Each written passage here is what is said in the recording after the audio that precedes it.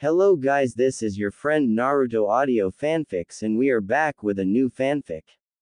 Which is what if Naruto embraced his true legacy, Yugito ni, Fu, Hinata, Sakura, Ino, Tamari, Anko, Samui, Karen, Mei Terumi and Tsunade, Part 1.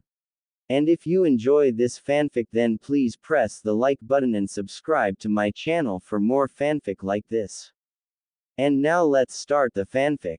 A boy walked down the street, eyes pressed forward. Glares, hate, frustration, all directed at him. However, as if he were protected in armor, their emotions simply bounced off of him, leaving him alone with his empty thoughts. Whispers, eyes, rage. None of it processed in the back of his mind, and once more, he lived in his carefree world where there was nothing wrong, ever. For some, that made them give up their pointless crusade, while others, it simply enforced their planned course. Continuing on his walk, his own frustration began to boil. Through the streets alone to his thoughts, a murmur and a whisper caught his attention. He made a pensive glance toward his right. Sasuke stood alone, staring off into the distance as someone bothered him with questions and concerns. A group of girls squealing and praising his every step. However, there was something in that look that reminded Naruto of something. Emptiness. Flashback. If there were things that annoyed him to no end, it was the fact everything he did either failed, or backfired. Oh, but there were golden moments where his luck truly told him to go suck a fat one and did both, in such a spectacularly stupid way. It didn't help that the one who caused most of his frustration was that annoying asshole, Uchiha Sasuke. Even before his entire clan was murdered, he was a bit of a dickhead. The truest form. They clashed under Iruka's declaration. A bout of fists, but the instant Naruto blinked, his back was to the ground with Sasuke on top of him, his fist ready to pound into his face. The look in the Uchiha's eyes was something different. He wasn't new to hatred and disgust, but the expression on Sasuke's face was something else entirely. It was as if he truly saw him as nothing more than trash and believed it too. The dark look, the empty onyx eyes, there wasn't even any anger, it was pure darkness. Naruto froze under the Uchiha's gaze. It was the same look he wore when he was alone. It was the same empty gaze that looked back at him whenever he saw his reflection. Sasuke was just like him. Shaking out of his reverie, Naruto gulped as the boy got off of him, huffing and patting his clothes down. There was something off about the boy that Naruto couldn't pinpoint, but it was there. Good job, Sasuke. Iruka nodded. Naruto, maybe next time don't rush in without a plan. Naruto glared at Sasuke, raising a fist. Hey, bastard. Sasuke bit the bait. What, loser? From this day forward, you're my rival. Got it? A rival implies equal footing. Sasuke glared menacingly. You are far from being my equal. We'll see. There was a flicker in Sasuke's eyes. A gleam that flashed in his onyx eyes. Was it pride? Was it excitement? Naruto couldn't tell. Blinking at the boy's fighting smirk, condescending or not, it was enough of a smirk. Sasuke made his usual grunt and turned away, shuffling by as his sandals dragged against the training ground. Naruto, you have no right to challenge Sasuke. The horde of fangirls bellowed from the sidelines. You're nothing compared to him. Rolling his eyes, Naruto sighed, watching as Sasuke walked away, hands in his pockets, head held low. To everyone else, it looked like apathy. To him, he knew better. The weight that rested on Sasuke's shoulders, the pain that he must be wrestling with, Naruto knew that walk too well. Turning away to stand back in line, he took a deep breath, sighing to the sky. Sasuke, who are you? What made a place home? Sasuke wondered that. Staring off into the river as often as he did, it left him to wander through the entropy of his damaged mind. Trapped between a rock and a hard place, There were few options for him and none of them were to his liking. It disgusted him. A child, with nothing but foolish childish dreams, dashed in the blood of those he called family, by the one he loved the most. The fangirls had vanished, pulled away by their parents. It was always a mixture. Some of those adults looked at him with disdain, others with such a profound pity, it made him sick to his stomach. He was not someone to be pitied. He was not someone who wanted empathy. He was not going to be seen as some poor helpless girl. He stopped himself. A frown gracing his usually stoic face. Hands raised, he lowered his forehead into his open hands. Chakra imbalance shifted and hummed at the back of his neck. A glow, unseen between the follicles of raven hair. As the last of the fangirls vanished into the distance, he shot up, dashing up the stairwell toward the main street.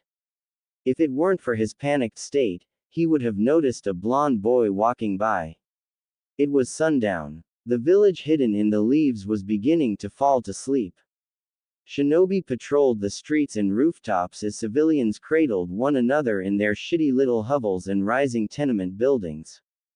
Businesses in the distance were open, bars and taverns filled with music and drunken singing. People laughed, families played, but he was alone.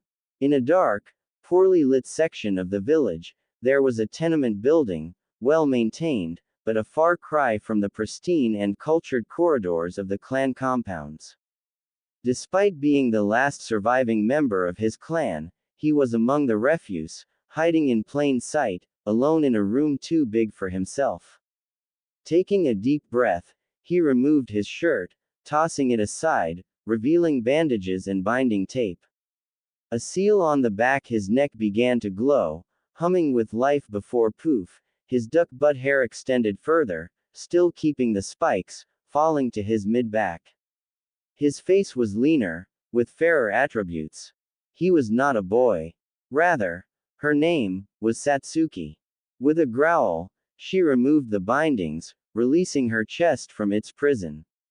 With a frustrated growl, she slammed her forehead forward, smashing into the mirror.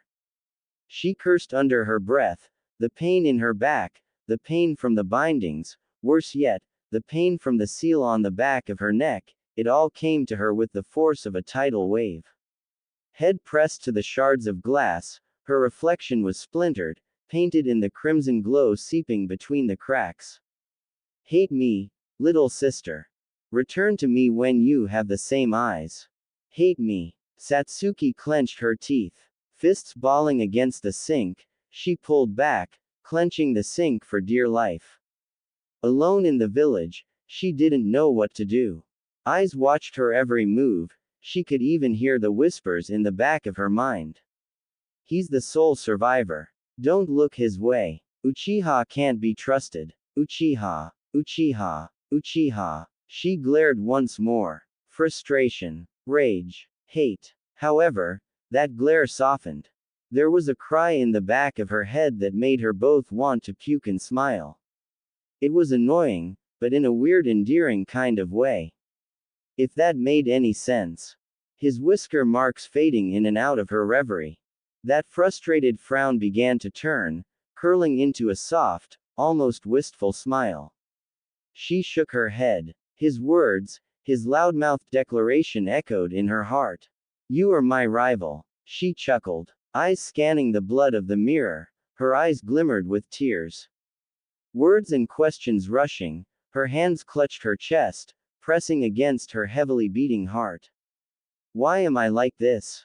Naruto awoke, stomach grumbling, skin sweating and arm hairs rising.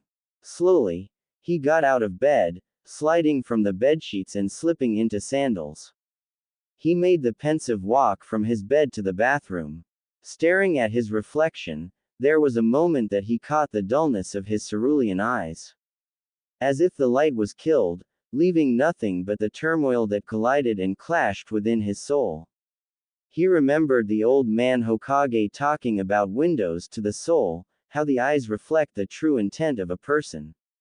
The darkness that fumbled and festered within those dark irises made him question what kind of person he really was. Head held low, he brushed his teeth, washed his face and stretched. A sigh escaping his lips, his gaze turned to the rinky-dink, cracked and peeling ceiling above him. A flicker of a light, flashing between light and dark. He frowned, going through the motions once again. Shuffling through his apartment, he opened the door and headed to the kitchen. Rummaging through the cupboards and pantry, in practiced monotony, he poured boiling hot water into his newfound cup of instant ramen. Not a single thought went through his mind as he sat down, chopsticks in one hand, boiling cup in the other. Itadakimasu, he whispered in his mind. Snapping the chopsticks in two, he dug into his ramen, slurping away. It surprised him, stopping for a moment. He was already drinking the broth. Something really must be getting to him. Shaking his head, he returned to his meal. This day was the day. It would be the day he would become a genin. It was the day that he began his journey to becoming Hokage. Taking a deep breath, he was ready. Why do I feel like I'm not? As the last of his breakfast sunk down into his stomach, he got up, rushing to the academy. Glares, whispers, frustration. More of the same. It was as if the annoyance of the villagers had reached a fever pitch. Hey, soon, I'll show all of you who I am. You'll remember that my name is Uzumaki Naruto. Not demon. In his rush, he wasn't paying attention. Satsuki went through her morning routine. Wrapping binding tape and bandages around her chest was becoming more and more tiresome for her liking. The seal tickling at the back of her neck was beginning to wane. If it lost power, everyone would know. Everyone would see the true Uchiha Sasuke. Scowling as the pressure built against her bones, she stopped. Staring at the cracked mirror in the bathroom, she clenched her teeth. She couldn't keep lying to everyone, nor herself, for that matter. Even when she was a child, she hid her appearance. She tried to be the honorable second son of Uchiha Fugaku and Makoto, at no one's behest but her own. She tried to be like her brother, Itachi, but none of that mattered in the end. She fashioned herself as a boy, thinking that men were better ninja, naively assuming that if she were a boy, she'd be respected more. None of that was true. In fact, in the end it was more of the same. Hidden whispers of people who thought were unheard, glances sent her way of prying eyes who didn't deserve to know her thoughts, worse yet, fangirls who assumed too much. Uchiha, Uchiha, Uchiha. Satsuki shot her eyes to the ceiling.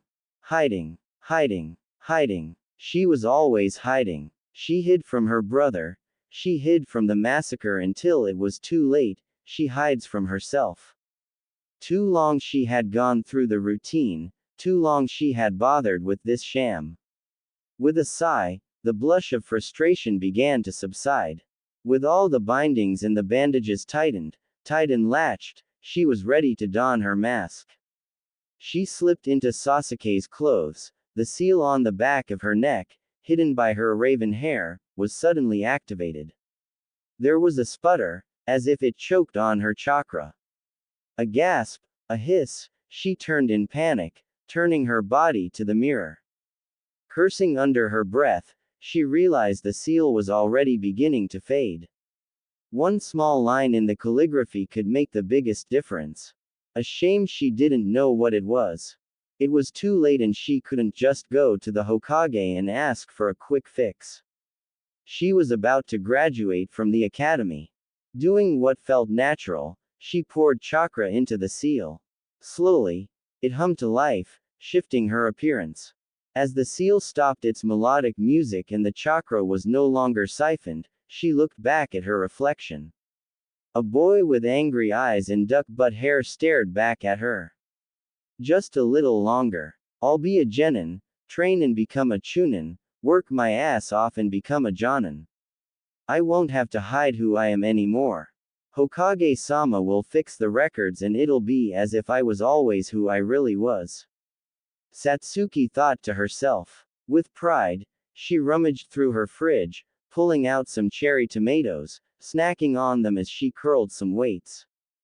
Thoughts meandering through the menagerie of her head, they all fell back to the one goal she fashioned. Hokage-sama said that he would let me train to find my brother if I just promise him to do it right. He said he would give me the resources, the information, the teachers, everything I could possibly want. All I have to do is do everything the right way. I just wish I was more like him. She walked through the streets, seal humming silently, keeping her appearance maintained. Hands in her pockets, no one bothered to strike conversation. In the distance, a pair of girls were shouting, one with pink hair and the other with blonde. They were murmuring about something, and she was mortified at the prospect. Usually, their conversations were about him. Satsuki shook her head, beating a hasty retreat toward the academy, careful not to blow her cover. However, in her fear, she wasn't looking where she was going. What the is your deal, loser? Hold up, asshole, you were the one who ran into me. Get out of my way. Nah. Naruto pushed back. Sasuke, for a moment, was shocked at his aggression. Snapping back at him, Naruto's eyes flickered. A flash of water splashing upon his cerulean eyes. Hitting the ground, people stopped what they were doing, focusing on the two of them. Naruto, for all of his tact, shot back up to his feet, pushing Sasuke back, knocking him to the ground. You're the one who ran into me. I'm not getting out of the way until you apologize. Sasuke patted his clothes, focusing his glare. I know you didn't just do that. I did. Wanna see me do it again, jerk? As Sasuke stood up, his mood was beginning to drop at an exponential rate.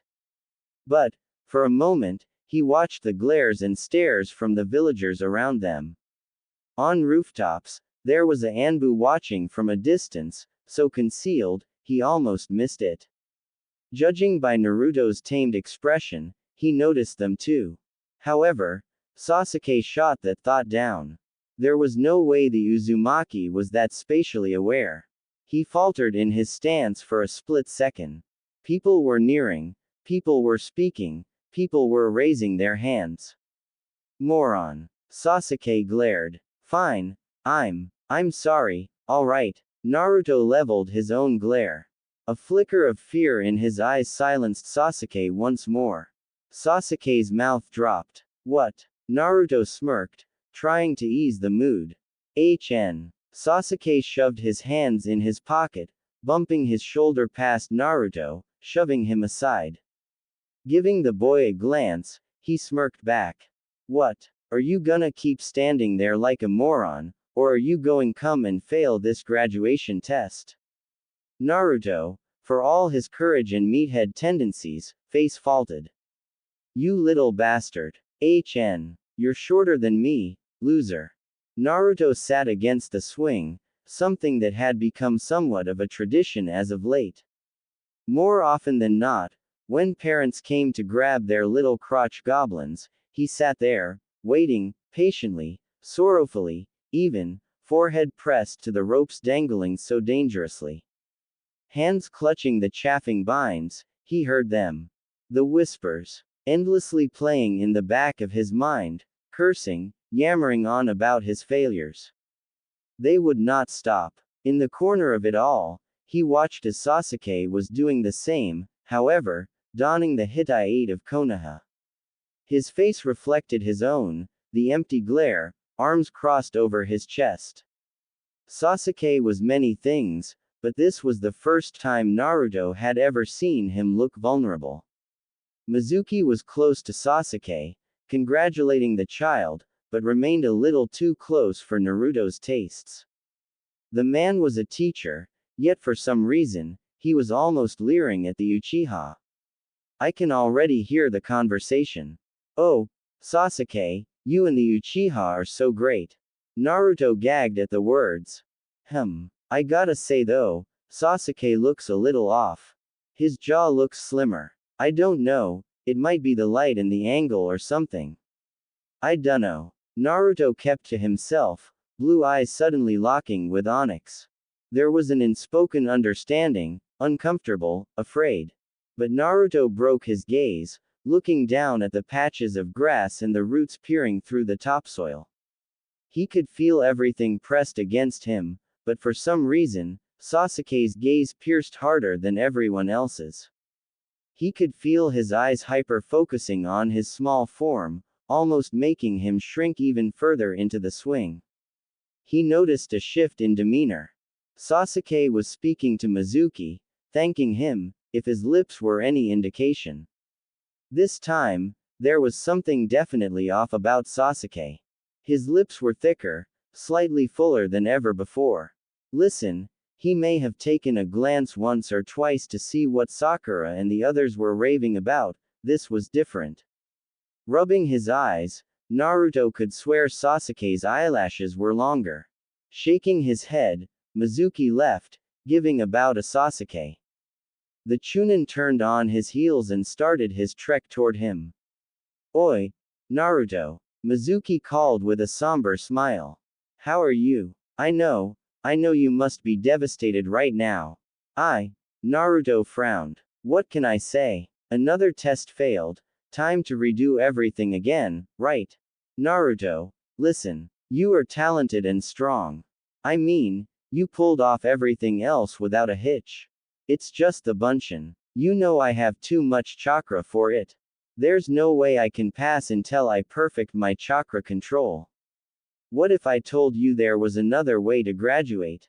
Demon, monster, creature. It all made sense. It all finally made sense.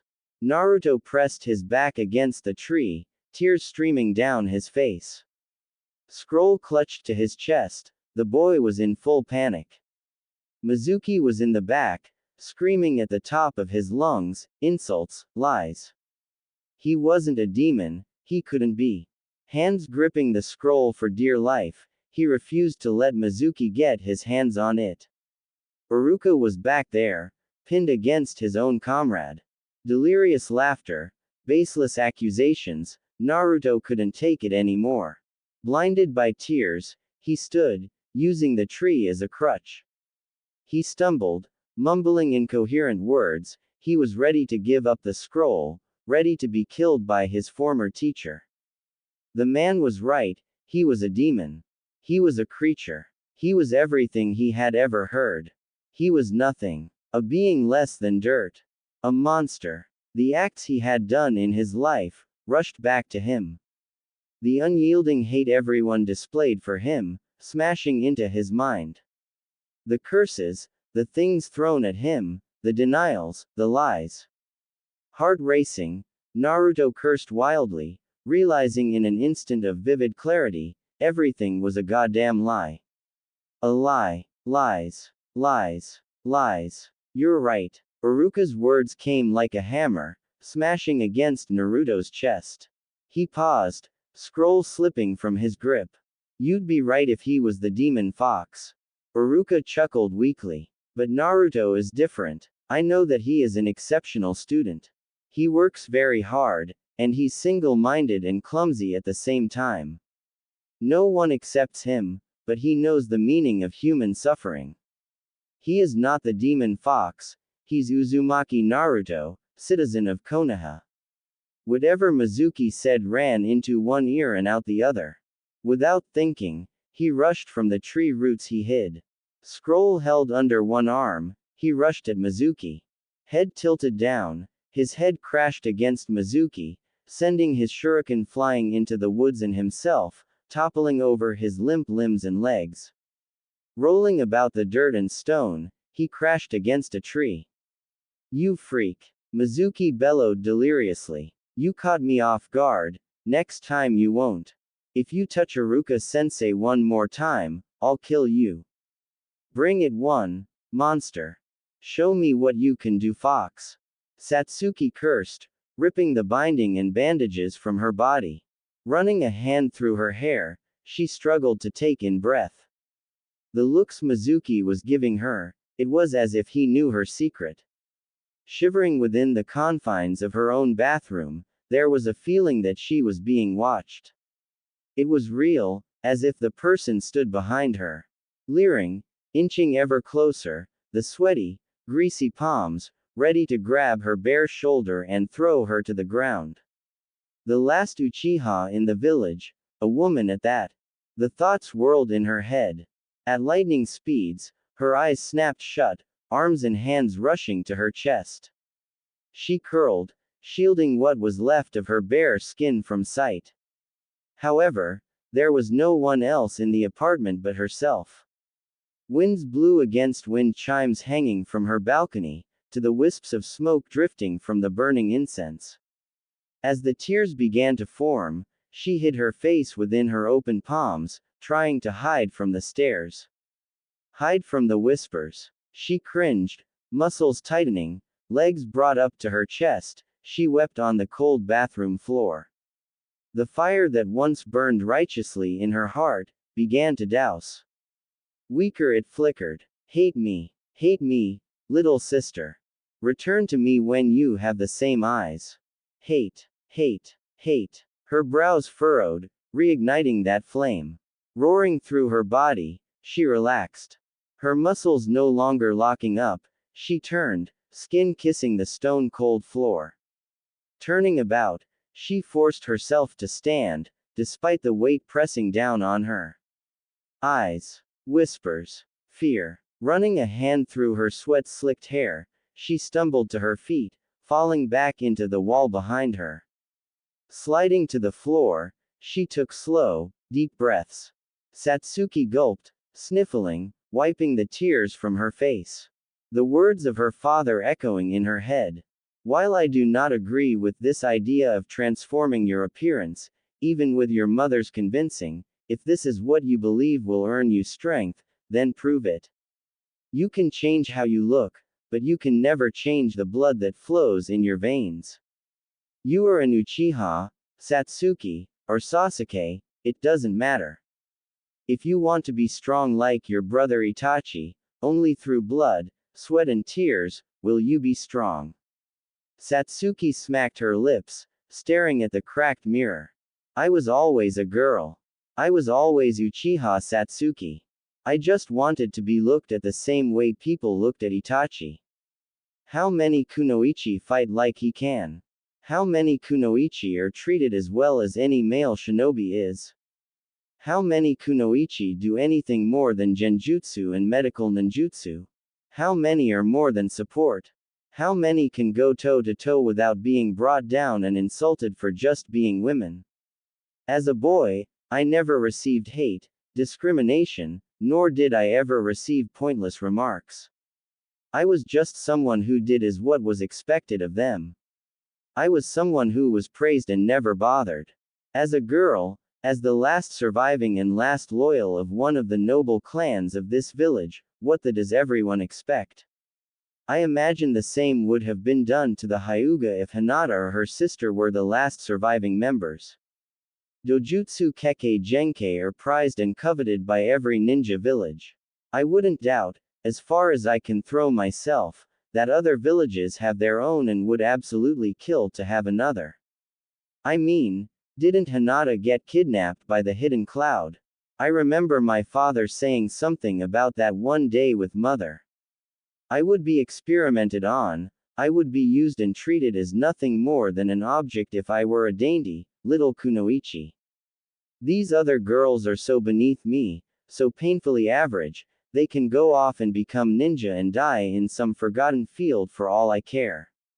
I wouldn't doubt if that really happened, honestly. The only girls that really stand any hell of a chance would be Ino and Hinata, and that's because they come from illustrious clans. Everyone else. Gods, help those poor bitches. I know who I am and I know what I am going to do. I'm going to kill Itachi. I'm going to avenge my clan. I'm going to restore my clan on my own terms. However, do any of them know what they're going to do? Day in and day out, they cared more about Sasuke than they did really learning about history, combat tactics and ninjutsu. Many only did the bare minimum. Seeing how insane most of them are, and their herd mentality, they would flock and ravage the first person who dares ruin their little bubble world. So, I became Sasuke. I became a boy to avoid being in their annoying little gaze, but that didn't work, when my skills far outshined literally everyone else. Father wanted me to prove that I can be strong, boy or girl, and I did that. Now look at me, my seal is breaking. I need to talk to the Hokage as soon as I can and get this damn thing fixed.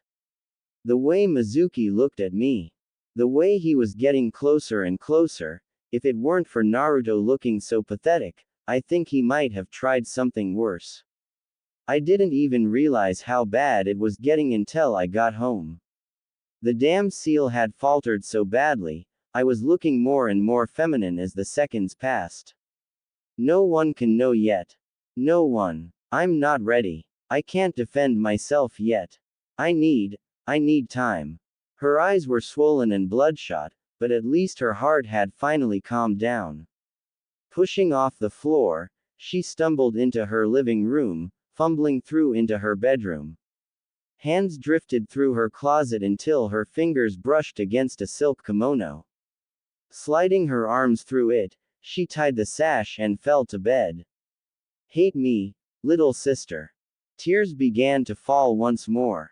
I can't. Naruto walked into the classroom, chest beating like a drumroll. For a second he blinked, he was actually nervous. 5 bowls of ramen and a good drink of water, and normally that would get him going for an entire day. However, that confidence and joy waned with every step he took toward that door. People were in there, talking and laughing and joking like old friends. He knew the second he stepped foot in there, all their attention would fall on him. That was something he really didn't want to deal with. Beating Mizuki within an inch of his life was a life-changing experience. Iruka giving him his Hitai-8, even better. All of that joy, the first actual night of dreamless sleep he had ever received, vanished as the door slid open. Taking a deep breath, his smile began to form, stretching from ear to ear, flashing the metal plate of his Hitai-8. Conversation stopped at the drop of a dime. Eyes turned to him as he played the oblivious card. Waltzing into the room, with his hands clasped behind his head, he walked to his seat, whistling with the cheesiest, shit-eating grin he had ever worn in his life. Taking a seat beside Sasuke, as he had no choice for the last 4 years, he tried to mind his own business. But that glance that Sasuke was shooting his way was beginning to annoy him. What? Naruto asked. I thought graduating students were allowed in here. Sasuke said in his usual monotone voice. You see this Hitai-8, asshole? It means I'm a ninja too. That doesn't mean anything, loser. Sasuke glared. I don't know how you got it, and honestly, I couldn't care less. You are not a ninja. Before he could respond, Naruto was in front of him, squatted with a glare marring his whiskered face. Sasuke glared back, keeping his composure. The Uzumaki scowled. Wanna say that again, asshole? A Hitai-8 doesn't make a ninja, loser. Sasuke pushed, focusing his glare. To his annoyance, fangirls had joined. Sakura and Ino, the loudest of the whole pack, were screaming at Naruto, bellowing as if their throats would never go hoarse. Come on. Not now. What? Naruto turned to them. Sakura-chan, I just. Stop glaring at Sasuke-kun, this instant. She screamed, fists raised, ready to swing. Naruto, however, ignored her request and returned to their stare down. Words and curses flying between their simple gaze, crashing and clashing like the song of blades in the midst of a great battlefield.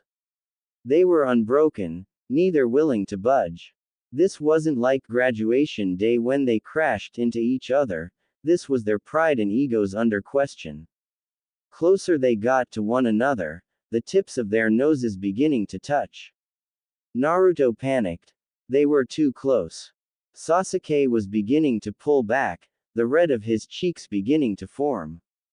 They could feel each other's breath dancing against their upper lips. Satsuki cringed. She was still a boy to everyone else. As luck would have it, someone wasn't paying attention. Closer. Naruto began to close the distance, eyes widening by the second. Their lips crashed into one another. What the moron? All sound sucked from the room. It was so quiet. A pin drop would sound like an explosive tag. Immediately pulling away, Naruto and Sasuke gagged and choked, spitting wildly across the room. Neither wanted to say anything, neither wanted to speak of it ever again. Naruto couldn't believe what had just happened and Satsuki wanted to disappear. Screams, screeches, faints. People watched with complete horror as the dead last and the best student in the class fell to the floor as if they had been poisoned. Fangirls gathered, fists and knuckles cracking. Naruto, tears in his poor eyes, looked at them with pleading tears. Please, don't hurt me too bad. Everyone, take your seats. The debt is paid. Naruto sighed with relief. I saved him, he saved me. I cannot believe that just happened. Satsuki cursed within her mind. Wiping her face on her arm warmers for good measure, Sasuke took his seat once again, fighting the reddening of his cheeks. She wanted to slap herself, kick herself or something, just to forget that this moment ever happened. Her first kiss, stolen by the stupidest, most idiotic person she had ever met. Thankfully, Naruto was in the same boat. He could not fathom his bad luck. His first kiss, stolen, by an asshole, a boy no less. Shaking his head, he took his seat, hands running through his hair. Satsuki watched him from the corner of her eye, narrowing with fury. I get it. Everyone thinks I'm a guy, but you can't think it was that bad. I know his opinion shouldn't matter, but damn it does that annoy me. Anyway, Iruka tapped the chalkboard behind him. It has been an incredible journey and an incredible honor to have been your teacher in your first steps to become shinobi. I am beyond proud of each and every single one of you and I know that you will do incredible things in the future.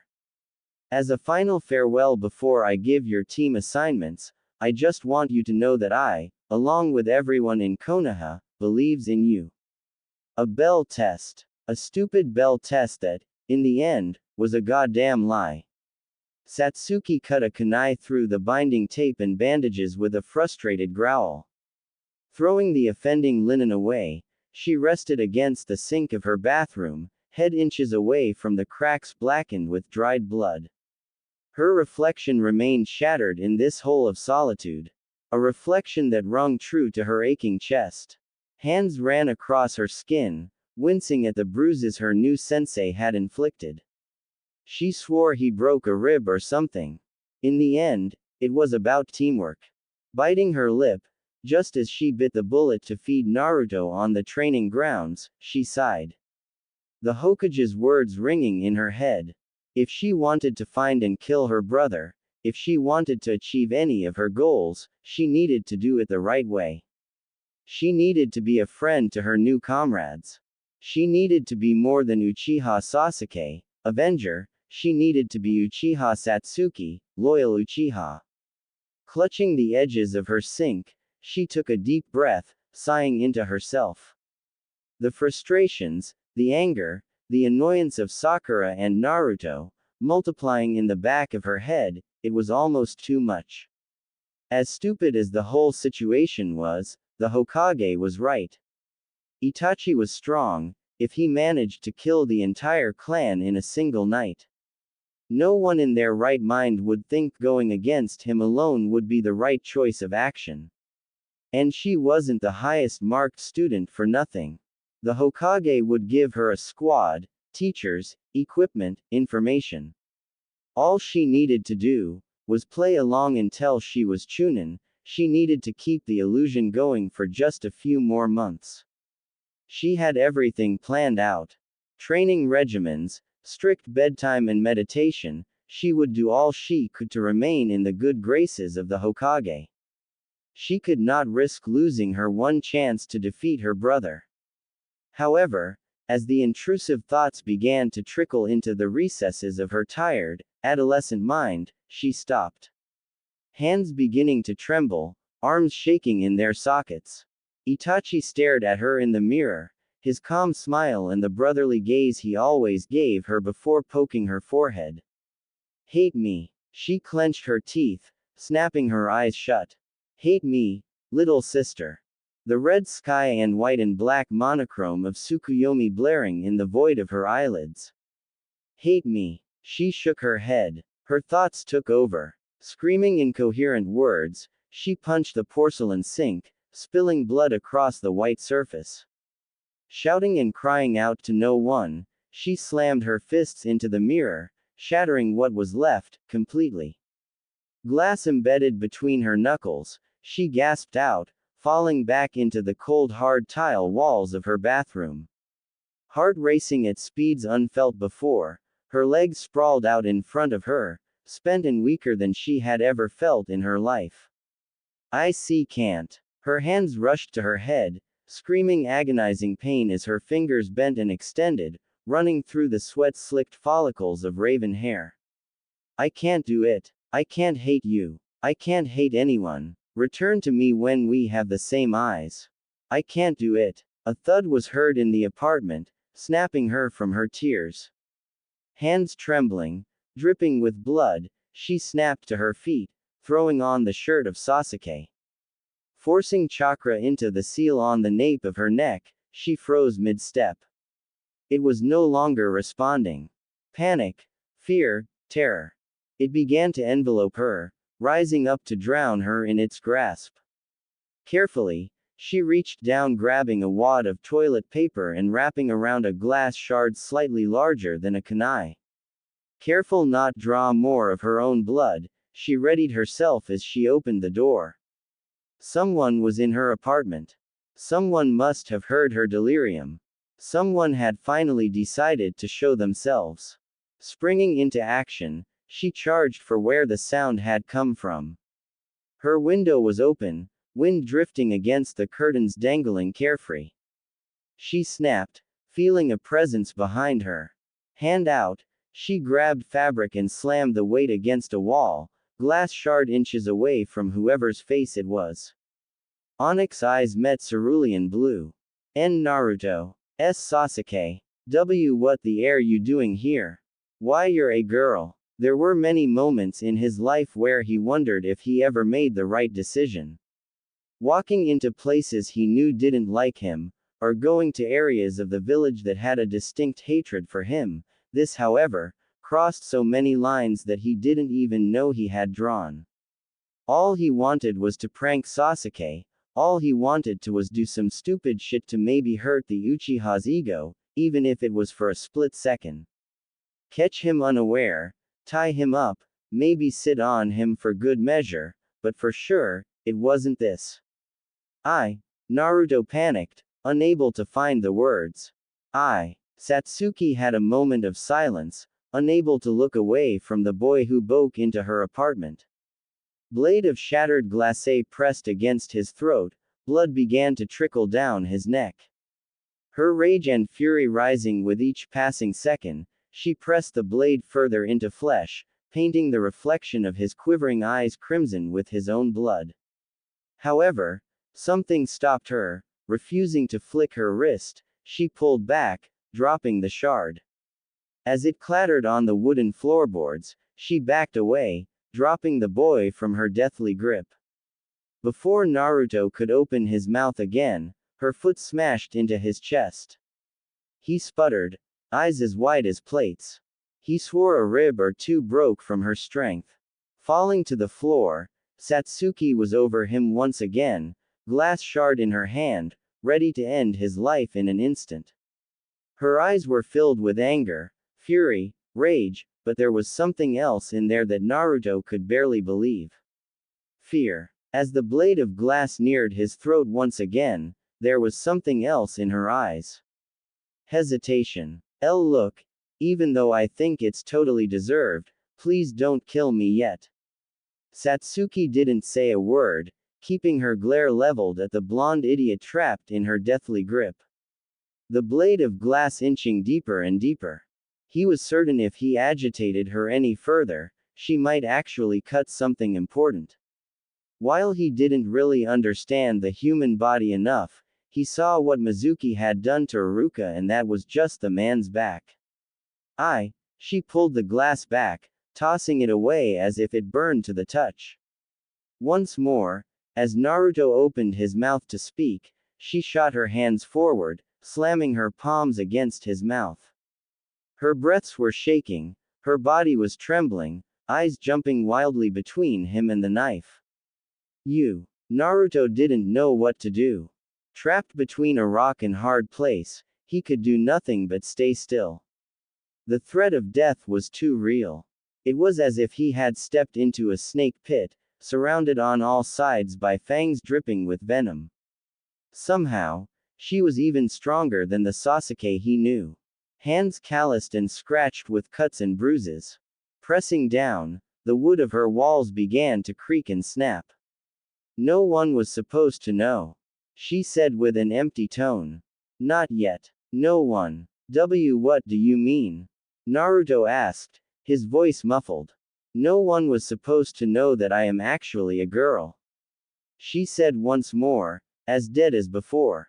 But, why? She shot her elbow out, knocking Naruto to the floor. Hands rushing to his bruising head, he cried out, trying to crawl back to the window. As he neared, however, her hands grabbed his ankles and pulled him back into the living room. Fists raised, her eyes were no longer filled with anger. The onyx orbs quaked with unabated terror. She prepared to punch, but her shivering fist stopped her mid-swing. Naruto, however, did nothing, laying there beneath her ire.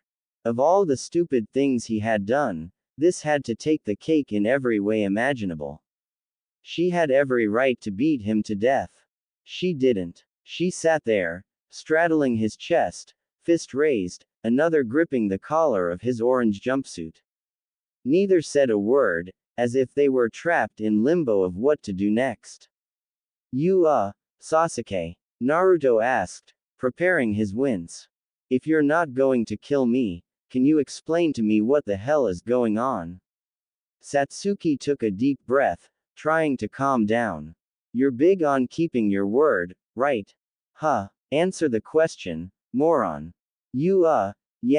Sure. Then swear to me, on your own words, that you will not tell a soul about this unless I say so. Satsuki grabbed his collar with both hands, raising him to face level. Do you understand me? I want to hear you promise it.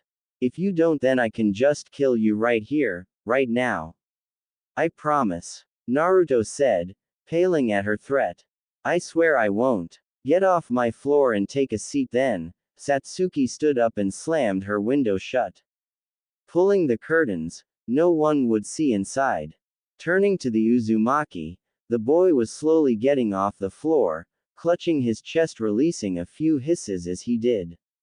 He stumbled to his feet, wiping blood from his split lips.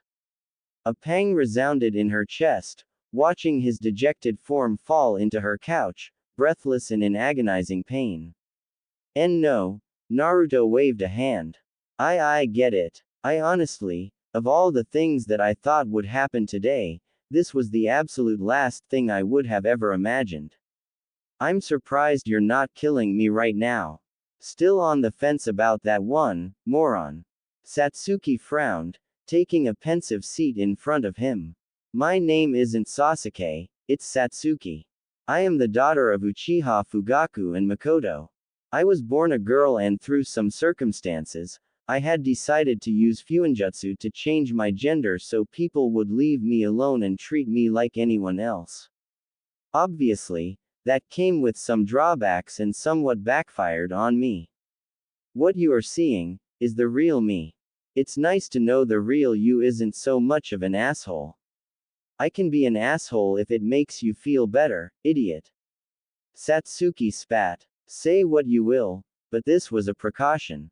Uchiha were feared by the people of the village as they were the police. No one likes the police. I think you've had some run-ins with the Anbu and shinobi who patrol the streets. Not exactly the nicest of professions. Worse yet, are Kekkei Genkai. With the Uchiha gone, except for myself and my brother, Konoha has lost one of its most powerful weapons. Naruto weakly turned to her, a new pain rumbling within his body. What do you mean? We're ninja, Naruto. We're literally training to be killers. The bloodline that my family was coveted by people across the shinobi nations. It wouldn't take a genius to figure out what would happen to a kunoichi who had such powers. Experimentation, treated like an object, every shitty little thing you can imagine that the shinobi world has to offer, there's someone out there, who sees other people as nothing more than something to study, something to examine, something. Naruto frowned. I'm sorry. I don't want pity. Satsuki slammed her fist into her coffee table. I'm not telling you this for you to feel sorry about me. That is the last thing I want or need. What I want, what I've always wanted, was to be myself. It was to be respected and adored like my older brother, but all I am to people, is a name. A bloodline. A thing to gain. Even as a boy, even as Sasuke, all these people see as a boy with incredible talent and handsome features, they don't even see him as a person. What makes you think they'd see me as a person? Springing from her seat, she paced. Hands crushed together, she winced at the cuts and bruises springing across her knuckles. None of you even know that I read, or that I can do archery, or my favorite food. All I am, even to you, was a goal, something to surpass, something to tiptoe around, a goddamn pedestal. No one knows me, no one even bothered to ask. Naruto mumbled something incoherent. If you have something to say, loser, just spit it out already. Sheepish, he sat up, clutching his stomach. What is your favorite food? Satsuki, for all her bravado, had to take a step back. Shaking in her clothes, she rubbed her eyes. The sheer audacity. This boy breaks into her home, seeing her in her most vulnerable state, gets the dog shit beaten out of him and nearly killed, then, after all of that, ask the most profoundly ridiculous question one could ask in a situation like this. Dumbfounded, she blinked. A careful step was taken, inching closer to the seat she once occupied. Shaking her head from the whiplash, she blinked once again. I love cherry tomatoes and fish. Naruto rubbed the back of his head. Fish. That's not very specific. I like seafood, dumbass.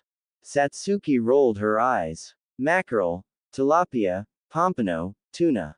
Naruto rolled his eyes back. I know what fish are, asshole. Satsuki's frown, however, remained.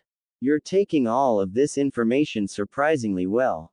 It was his turn to get flustered. I may have had a slight suspicion for a while now.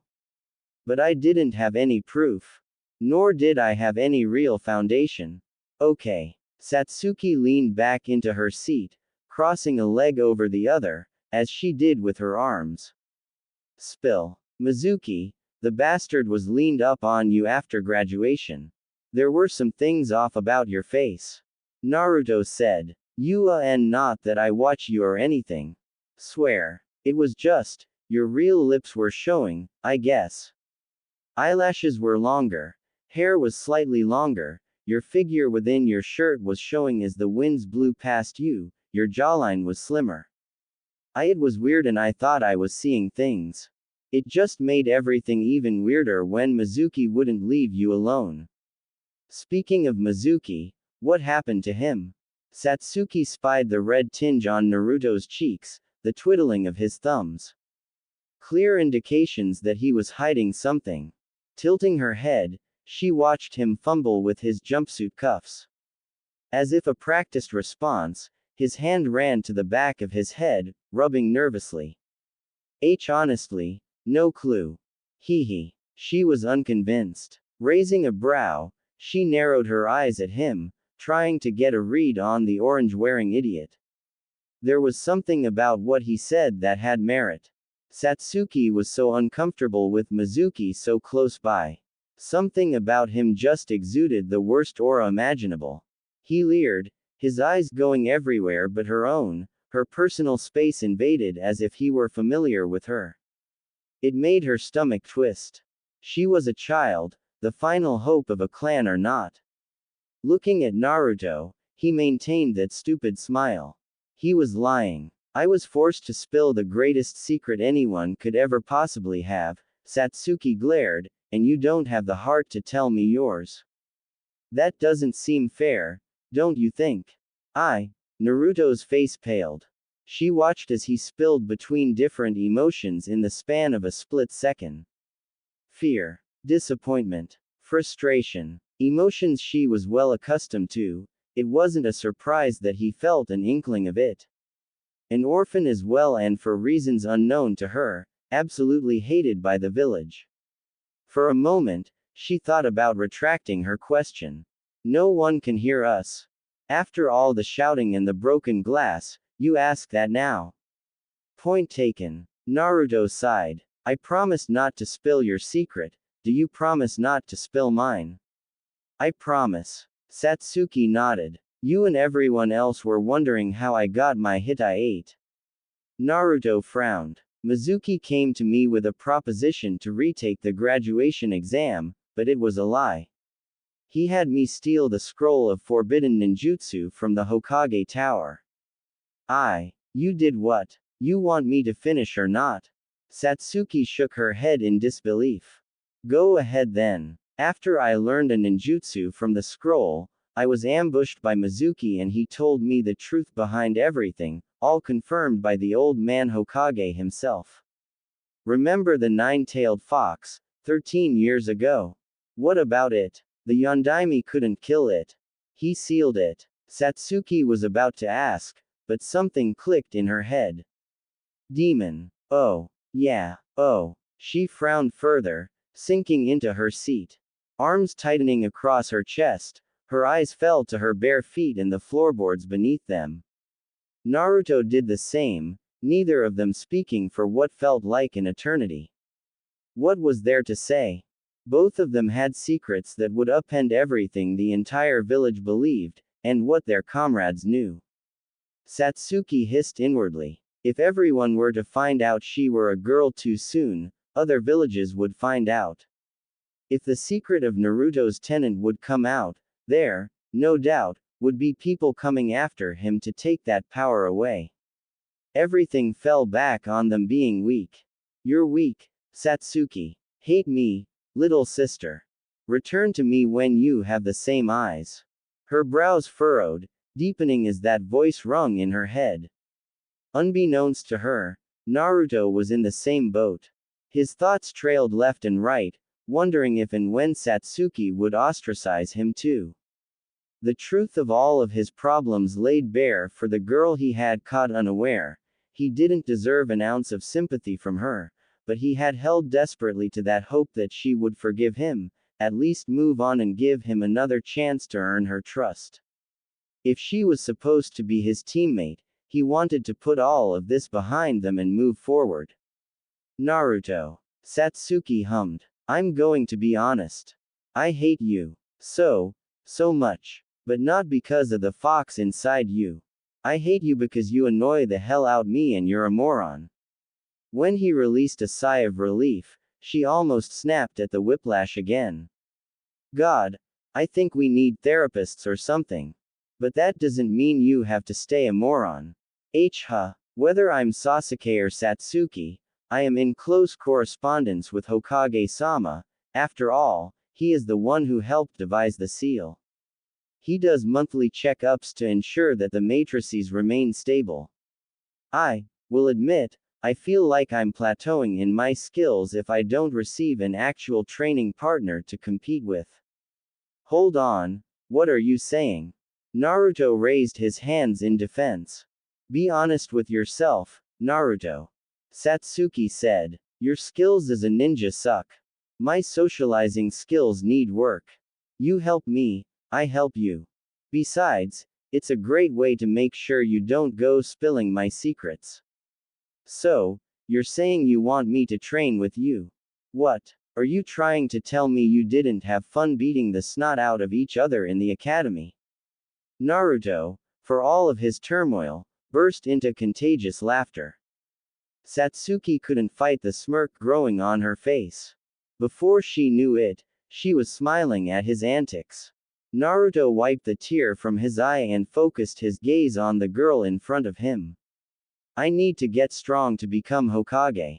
Let's do it. First things first, Satsuki raised a hand. When I'm not personal, I am Sasuke to you and everyone else, got it? Unless somehow the situation calls for it, I don't hold the Kyuubi inside me. For the first time in a long time, the two of them felt the weight on their shoulders lighten. For the first time in an unbelievably long time, they felt that they finally had someone to lean on, someone who understood somewhat what went on their broken little heads. However, neither wanted to make the first move, say something that could be taken out of context. Even Naruto, the ever-boisterous and extroverted fool, had taken a mental step back and looked at the whole situation. This was a friend. Not like Shikamaru and Choji, but a friend he felt he trusted on a deeper level. Sure, the whole reason they spilled their secrets was convoluted, but regardless, they had a shared bond. Something that held them together, something so incredibly insane, that it would turn Konoha upside down if released when the time wasn't right. For a moment, just that moment, as he took everything in, processing every word, promise and secret spilled, he was elated. As his smile began to falter, he noticed Satsuki's as well.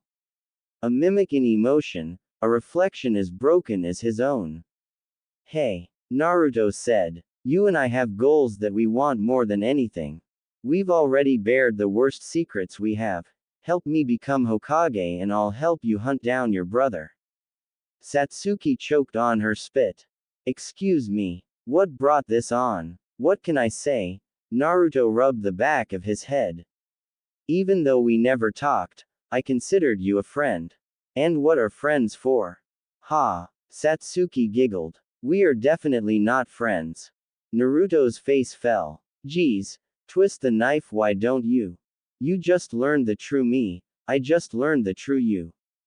I think it's a little too fast to be calling each other friend, especially given the circumstances. Satsuki giggled once more. This time, the condescending tone had vanished. Like I said before, I don't like you. You're annoying, you're stupid and most of all, weak. Naruto cringed. There you go again with the knife twisting. But those can be changed. Satsuki rolled her eyes. What? You think I was born smart? Born with all the skills I have? No, maybe some of it, but everything I have, I trained for. I bled for. I read books, I studied, I trained until my seal would break and then trained some more. So that's why you have the social skills of roadkill. Says the one who doesn't know how to stay quiet for more than 3 seconds. I bet you talk in your sleep too. Oh, I even talk when I eat. Naruto responded with the same snark. Satsuki facepalmed. This is what I mean. Alright, dipshit, on your feet. He snapped in salute, drawing an uncharacteristic giggle from the Uchiha. Put your hand down. Okay, here's what we're going to do. You want to be respected as a shinobi and become Hokage. I want to be respected as a kunoichi one day and bring my brother to justice. We can't do either if we're the same weaklings we are now. I know we just became genin, but why walk when you can run? Before you say anything, no, I'm not getting rid of the orange. Naruto glared. I can see it in your eyes. You little. Other than that, lay it on me, Satsuki-sensei. Don't call me that. Okay, Satsuki-chan. Do you want me to kill you? What would you say if I said no? Then don't call me that either. Fine, fine. No fun. Anyway, before I was rudely interrupted, Satsuki sighed into her palm, we will train every day. In between missions, during missions, every second we have time, we will be at the training grounds, expanding our skills, trying to do everything in our power to get more power. Diets will have to be changed, attire will have to be changed, fighting styles will be learned, ninjutsu, one day, will be learned. Itachi is one of the most dangerous criminals in all the elemental nations, and the title of Hokage means that you're the strongest in the village. Some shadow clones in a high pain tolerance won't tip the scales in your favor. Alright, then, Satsuki, do your worst. Something strange echoed in her chest as she and Naruto bumped fists. It was as if a whole new world was opened up to her. Windows were raised, curtains were drawn, winds and warmth rushed in to meet her with its open embrace. It was as if it were a rebirth, a second coming, a revival. The dead weight that rested in her chest, the fears that fermented and coalesced into the nightmares that haunted her, faded, glistening in the light of sun, in the light of his chakra. It was breathtaking, exhilarating, and it. Satsuki, please, I know we just got over the murder phase, Naruto cringed. What now? I think I had some bad milk this morning. I need to use your bathroom badly. Oh god, what the, Naruto? Oh no, I need to go, now. No, do it on the street, you idiot. I'm really sorry, I swear. I just had a plumber here last week. It was bright and sunny summer day in the village hidden in the leaves. Genin teams were running amok between streets and alleyways doing the most menial of jobs. Chunin and Jonin were leaving the village gates, never to be seen for weeks on end, while others lounged on rooftops and watchtowers, jumping through the skyline of the village. Upon the busiest strip in Konoha, a beautiful flower shop stood in broad view, bringing in hordes of customers and people gawking at wares. Balmy, warm and beaming with life, in the back room, sitting on bags of fertilizer, Ino and Sakura ate ice cream, wiping the sweat from their brows. An off day for both of them, no missions, no training, just relaxing in each other's presence. The Pinkett still claimed the rival card, but her actions always spoke louder than her words did, as hard as that was to believe. As Ino snapped the stick and tossed it into a trash bin, she turned to the girl beside her, flipping blonde bangs. So, what's your team like? It's been a month since we all graduated, I've been wondering how everyone is doing. Having Sasuke-kun and Naruto around 24/7 must be the best thing ever and the worst at the same time, huh? Sakura's expression turned somber, but also confused. Snapping her own stick and tossing it across the room, she sighed. It's kinda hard to explain. Ino raised a brow. Try me. Well, you know how Naruto and Sasuke-kun hated each other in the academy. Yeah, one day, they returned for team training and a mission and it was as if they were the best of friends. It's so strange to watch. Sakura ran her hands through her hair. Sasuke-kun barely acknowledged me to begin with, but now, he and even Naruto barely talk to me unless they have to. Literally. One day, Naruto is asking me out on a date, one that I was honestly kind of considering, but he disappeared completely. I didn't see Sasuke-kun either. Then the next day, they're talking and discussing. They were talking to one another. No arguing, almost little to no insults, no threats, and Naruto wasn't shouting about how he was going to kick Sasuke-kun's ass. It's been like that for the last 3 weeks and I don't know what to make of it. Ino's brows raised further. Huh, why you don't think? What? Sakura shrieked. No. No way. It can't be. There's no way. I mean, he never gave any other girl a chance. That's because he had personal traumas, he had reasons. That is a reason. Sasuke-kun couldn't be. I mean, even if he was, why Naruto? Wouldn't you think he'd go for someone more competent? Say, What do you think Naruto and Sasuke are up to? Ino asked. I wanna see this for myself. I mean, I guess they're training right now.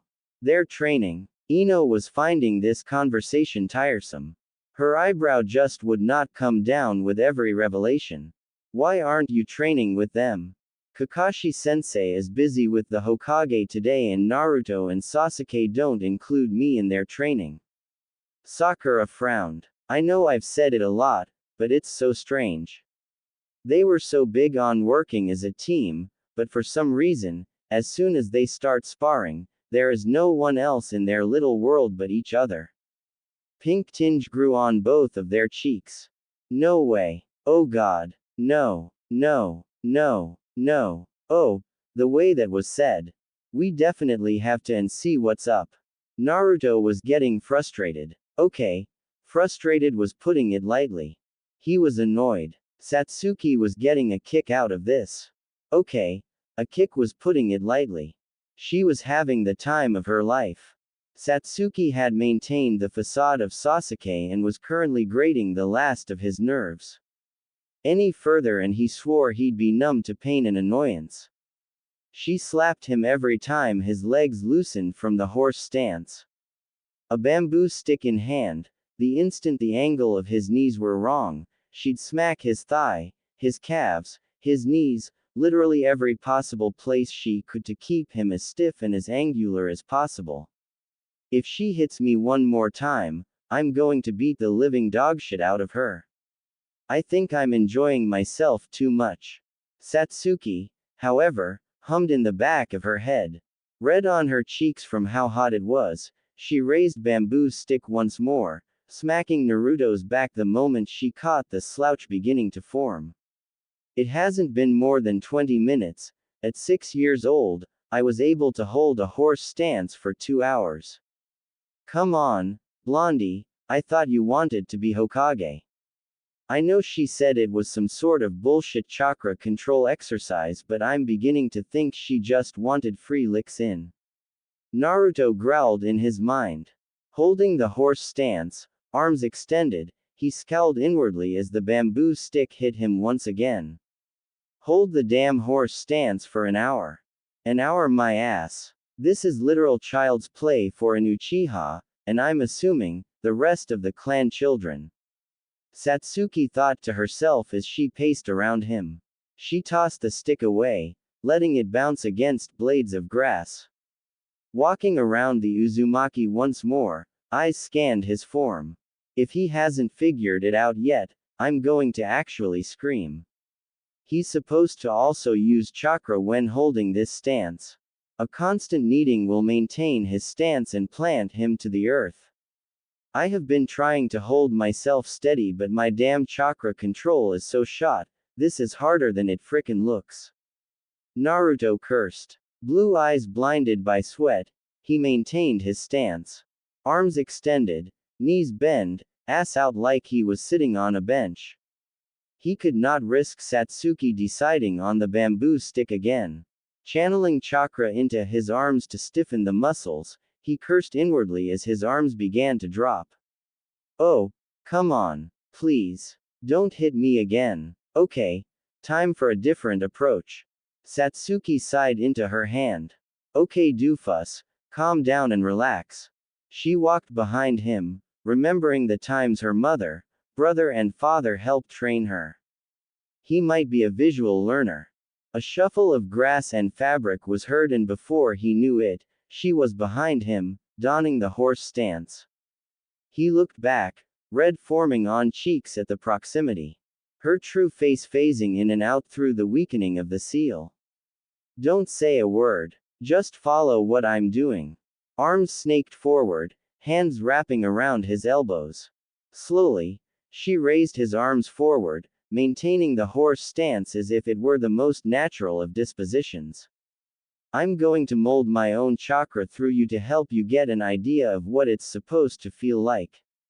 Satsuki narrowed her eyes. God, how the hell did you make it this far? I never give up, that's how.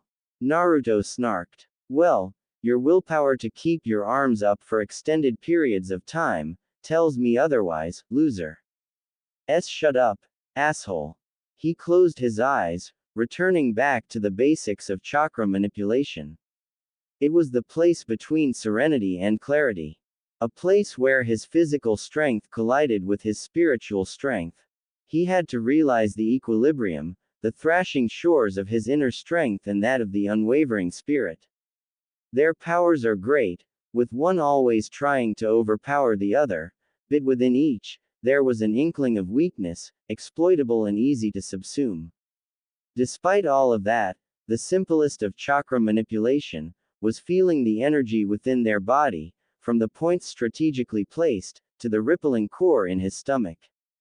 As Satsuki's seal began to fade, revealing her feminine face for the birds singing in the trees to see, her dark onyx eyes met with Naruto's cerulean blues. A moment of understanding as clear and vivid as the day their knuckles touched. His chakra was warm, warmer than any she had ever felt before. It was the same as that day the moron broke into her apartment and violated every rule of privacy, even tainting the sanctity of her bathroom with his presence. There was something about it that was just so incredibly different to her own. The hairs on Naruto's arms were raising by the second as she churned her chakra into his tenketsu. She could not find the words to describe the feeling she was receiving, and neither could Naruto. It was as if their chakras were opposites of the same coin. Naruto began to lean back. Satsuki's body was sturdy, despite the faltering seal. Pressed together, sharing summer warmth between their shirts and bandages, it was almost a lullaby. His mind was in limbo, floating in a sea of ice-cold darkness, yet there was nothing to be afraid of. The things far out of sight, unable to snuff that one beacon that flickered in the empty void. It wasn't him either, it was Satsuki. The darkness, the freezing, piercing cold, it was all her. Through it all, he began to feel the warmth of his kneading chakra running through his chakra coils. Back and forth, to his toes, back up to his chest and out toward his arms, to the very tip of his fingertips, only to repeat the trailing pathways, until every signal, every ping of chakra meeting tenketsu, returned to his stomach, kneading, building, churning, into rumble. Naruto snapped awake, finding himself under the beaming hot midday sun. Behind him, Satsuki's seal had almost completely dropped, revealing her elongated eyelashes, thick lips and slim jawline. The wrappings of her chest, nearly visible through her Uchiha shirt. Naruto kept his eyes away, spying the red tinge of her cheeks. Shut up. I think I have a new name for you, Satsuki. Tsunere-chan. Satsuki took a sharp breath. You are so lucky that I need to be in this stance to draw chakra to the seal. I want to kick your ass so badly. That gives me a minute to speak my mind, Tsunere-chan. What? Forgot to eat breakfast or something, Tsunere-chan. This is why I hate you. This is literally why. Ino and Sakura walked through the brush toward Training Ground 7. Crossing paths with other genin teams and their Jonin sensei, nameless backgrounds, they arrived at the site of their confusion. Taking a moment, hidden by brush and bushes, they refused to take the next step. For some reason, they were beginning to regret showing up. It was a mutual, unspoken, kind of agreement. The air was off, the vibes were wrong, something else was afoot, and the more rational parts of their minds were telling them to turn around, or else they, at best, might find nothing, or at the very worst, find what they were looking for. Neither option was a good one. The first made it seem like everything was a waste of time, and the second, well, neither wanted to think that far ahead. The blonde of the two neared Sakura with a somewhat pensive look. Okay, I know I said that I wanted to see what was really happening, but geez, this is actually kinda making me sweat. You'll see. Sakura sighed in defeat. They're probably grappling and all over each other right now. By all over each other, you mean? Yup. Sakura sighed once more. I'd squeal from seeing Sasuke-kun shirtless, if it weren't for the fact that he and Naruto are so engrossed with one another when they spar. Every time, ever since that day Naruto disappeared after asking me out on a date, everything was different. He no longer declares a fight for me, Sasuke doesn't even give me that annoying grunt. In the end, without Kakashi-sensei to keep them in line, whenever they train together, it looks like I'm third-wheeling. Oh God, the more I say it out loud, I'm really starting to think. Ino, however, leaned in once more. How close are we talking? That's all you got from that rant. Sakura facepalmed. If you want to know so bad. Skin. 2. Skin. Oh my God. Technically, Sasuke is covered in bandages. Sakura frowned. The pinket turned to the blonde with an inquisitive look. You know that, don't you? That's why you decided on the mummy get-up, right? Ino shrugged. Some dumb fashion sense to make Sasuke-kun notice me. I mean, I really don't need them, at this point, it's just habit. Anyway, Sasuke-kun is covered in bandages and Naruto.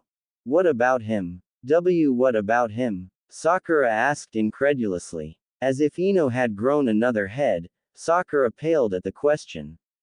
I didn't think I had to spell it out for the smartest girl of our graduating class. What does he look like? Forehead. Ino face faulted. He's got a high pain tolerance and was decently strong the last I remembered. What does he look like under that god-awful jumpsuit? Sakura gave the girl a horrified look. Why do you want to know, pig? I'm curious. I want to know what makes Naruto so appealing to Sasuke. Ino said. However, as the final syllable left her lips, her face scrunched as if she bit into something sour. Nope. That does not. No. God no. I think I'm gonna be sick. See? Naruto made you sick, huh? It's not that. Ino blushed, dipping her head into the bush in front of her. I kinda want to see it even more now. You pervert, Ino. Sakura paled at her confession. Sasuke-kun could be gay, Ino. Gay. I mean, there's nothing wrong with that. He's pretty for a guy, and even though the duck butt is kind of funny to look at from certain angles, he has a good routine for keeping his hair healthy. Ino shrugged, the blush still not leaving her face. Wait. Does this mean that Sasuke is a twink? I mean, if they're gay, Sasuke is definitely the feminine one. Hardly. Sakura defended, red on her cheeks beginning to spread. You're still defending a boy who might not even be attracted to women. Ino could not believe her ears. And no, it's not that, pig. Sakura shook her head incredulously. Just, come on and look. Sliding underneath the bushes, they crawled across overturned dirt and cold blades of grass. Careful not to agitate any leaves or branches, they got a good view of the training field and all of its glory. A secluded place with 3 wooden posts and a stone monument that many young shinobi have seen or heard of. But what really caught their attention was the pair of shirtless boys, pressed together, their legs apart in horse stance. The raven-haired boy was covered in bandages, his hands snaking ever so slightly up and down the blonde's arms, almost massaging his muscles.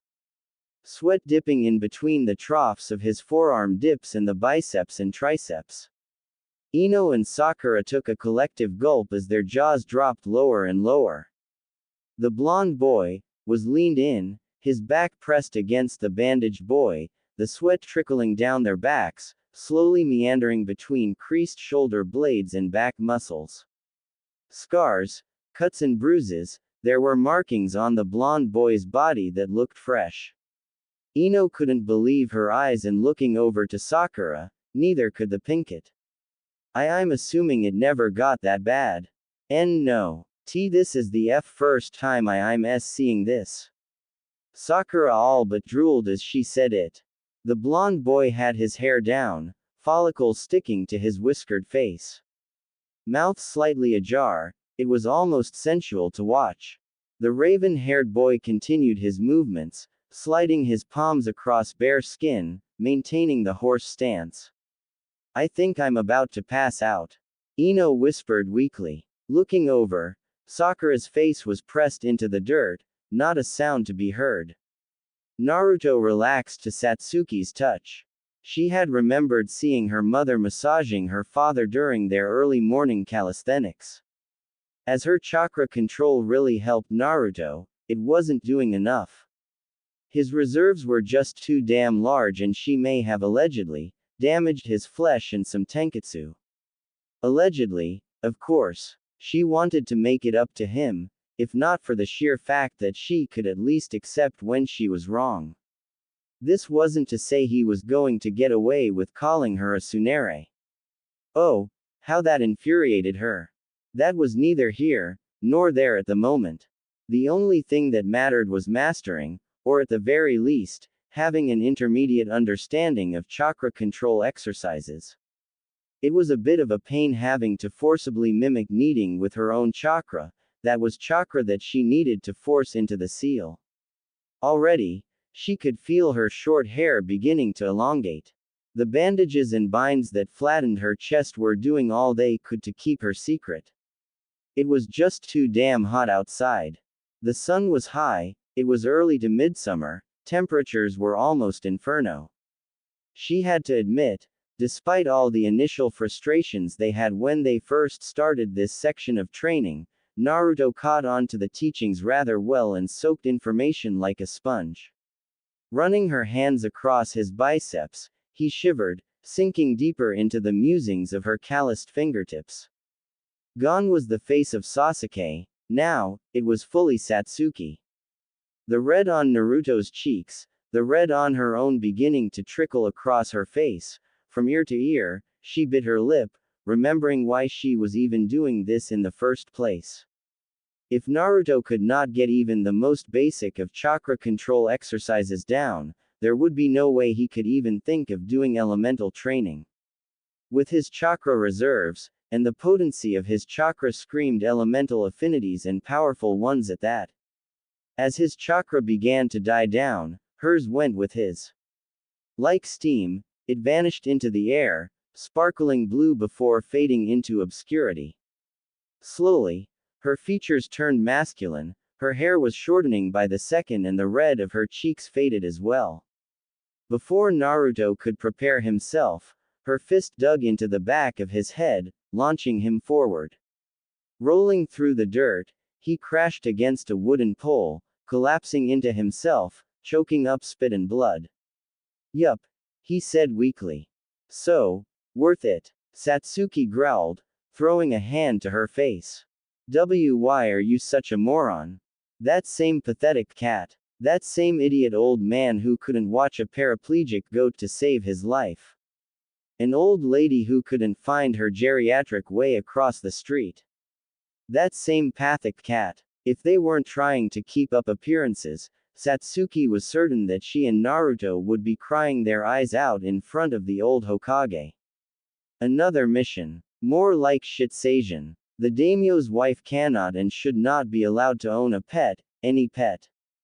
Satsuki, as Sasuke, cringed as the lady wept her fat tears down her pudgy, puffing, wrinkled obese face, staining her mascara and eyeshadow as she wept and wiped through her manic episode. If I were that stupid cat, I'd run away too, honestly. Glancing over, it would seem both Naruto and Sakura felt the same way. That feline, its anger, its rage and claws. They couldn't even fight back. If the damn lady received a dead animal, not only would there be hell to pay, no one would get paid. She needed money to keep her pantry stacked since Naruto couldn't shop for groceries. Speaking of groceries, she took a deep breath. It was finally a cheat day to eat as she pleased. Some oven-roasted pompano, filled with tomatoes and onions, seasoned with pepper and garlic salt with a nice helping of sticky rice, she could already taste the yellow fish on her tongue. Better yet, she didn't have to share anything with the blonde oaf who stood beside Sakura. Inwardly glaring, She knew that changing their diets would be important, but she didn't take into consideration one key fact. Higher chakra means more calories burned, which means more food intake, which means she'd be in the kitchen almost every night trying to make sure her future partner in murder can keep up with her when the time comes. As she said before, why walk when you can run?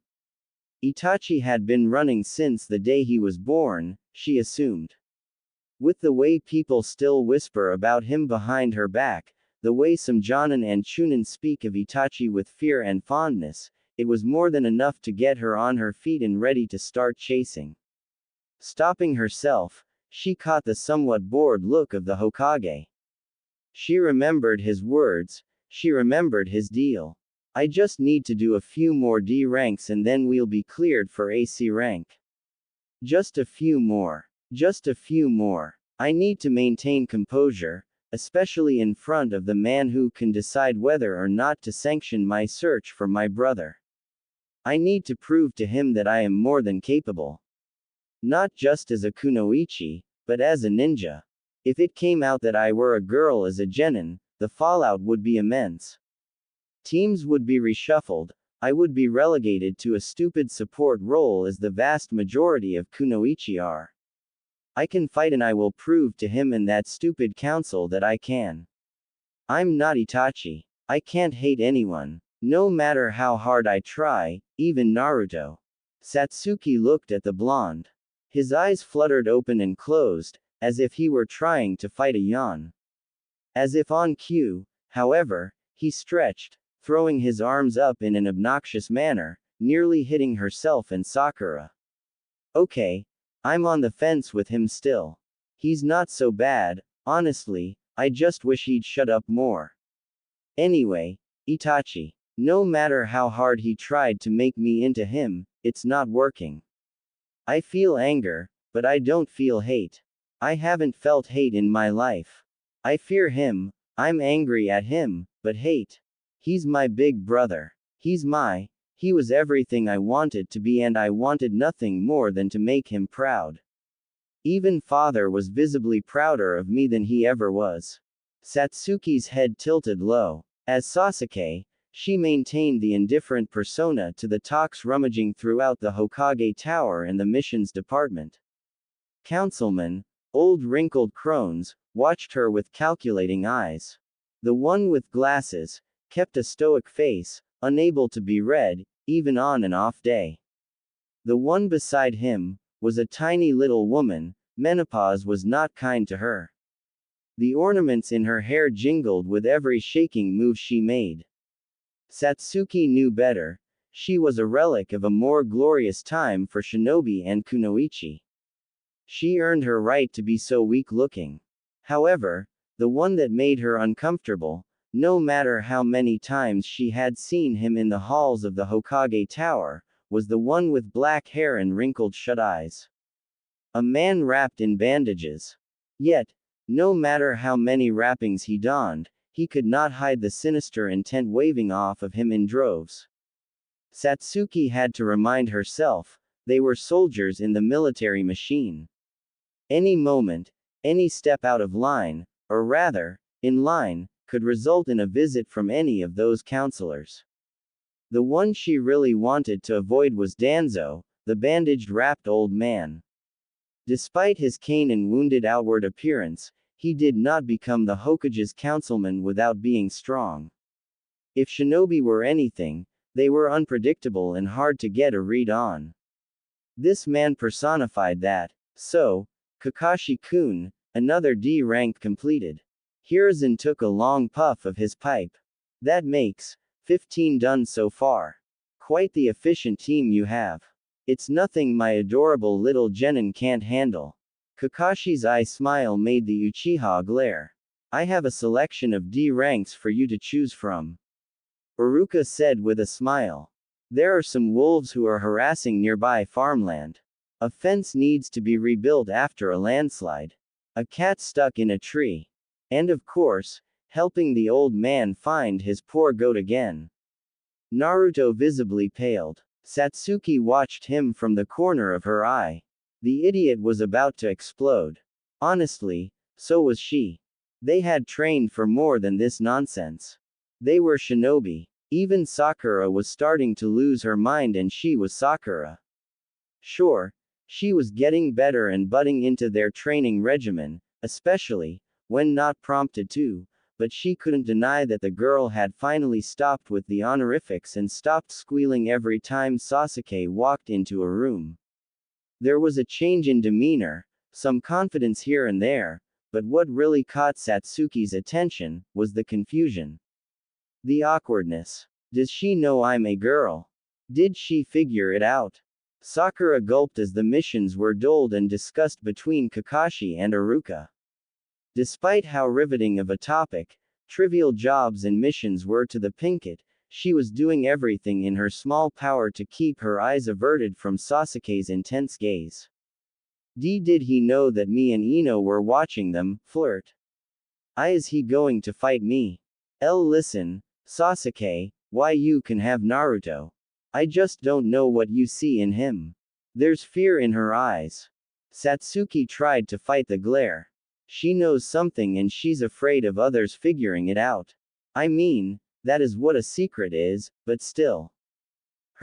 What kind of secret does she have that requires this kind of reaction from a passing glance? If she does know that I'm a girl, at least she didn't break into my apartment to harass me. At least she isn't fawning over me like she did in the academy. I just don't get it. Why him? What is going on in that head of yours? Sure, he can be kinda endearing at times, but overall, he's just the literal worst. Maybe I should give her some of the treatment I've been giving the moron. A good smack or two to make her talk. At least he's toned down on the orange, but still. It's whatever. She'll talk eventually. She always does. Naruto blinked, sticking his finger in his nose. Man, I'm starving. How much longer before we get a real mission? Oh God, he finally looked away. Sakura murmured in her head. Emerald eyes quaking in their sockets for the slightest change in hair. Naruto, for all his stupidity, was lost in his own world, and Sakura could not be more thankful. You know, he's actually not that bad looking. But still. God. I have been chasing a gay man. Wait. Does that mean Naruto used me as a cover to hide his true feelings? You know, I've been wondering for a while now, how the hell does a lame goat find its way out of a pen we've built 4 different times? Naruto asked to no one in particular. That doesn't help my confidence at all.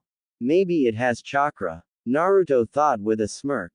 Imagine. A goat. Shit. They can climb steep mountain cliffs and climb trees somehow. God. Everything is literally falling apart and we haven't even had a real mission yet. Sakura screeched, pressing her hands to her head. The boy I crushed on is gay and the boy who crushed on me is gay. What does that say about me? I'm praying we get a quick and easy mission. I just want to go home and eat. Satsuki murmured in her head. How does it weave hand signs? It doesn't have hands. My stomach is killing me. My brain is killing me. My heart is racing and I think I'm having a panic attack. Sakura's eyes were wide now, bloodshot by the second. I need to punch something. I need something to do. Something other than glorified chores. Give us a real mission. Silence. Naruto and Sasuke both turned to the Pinkett whose face was blaring red. Iruka dropped a scroll, labeled as D rank, and even Kakashi snapped his orange book shut. Everyone was staring at her, all eyes leveled at her and her massive forehead. The blonde of the 3 nodded his head, a newfound respect in his eyes. Nice. Who knew she'd have the balls? Satsuki raised a brow. Well, would you look at that? Sakura. Iruka paled as he rose from his seat. What did you just say?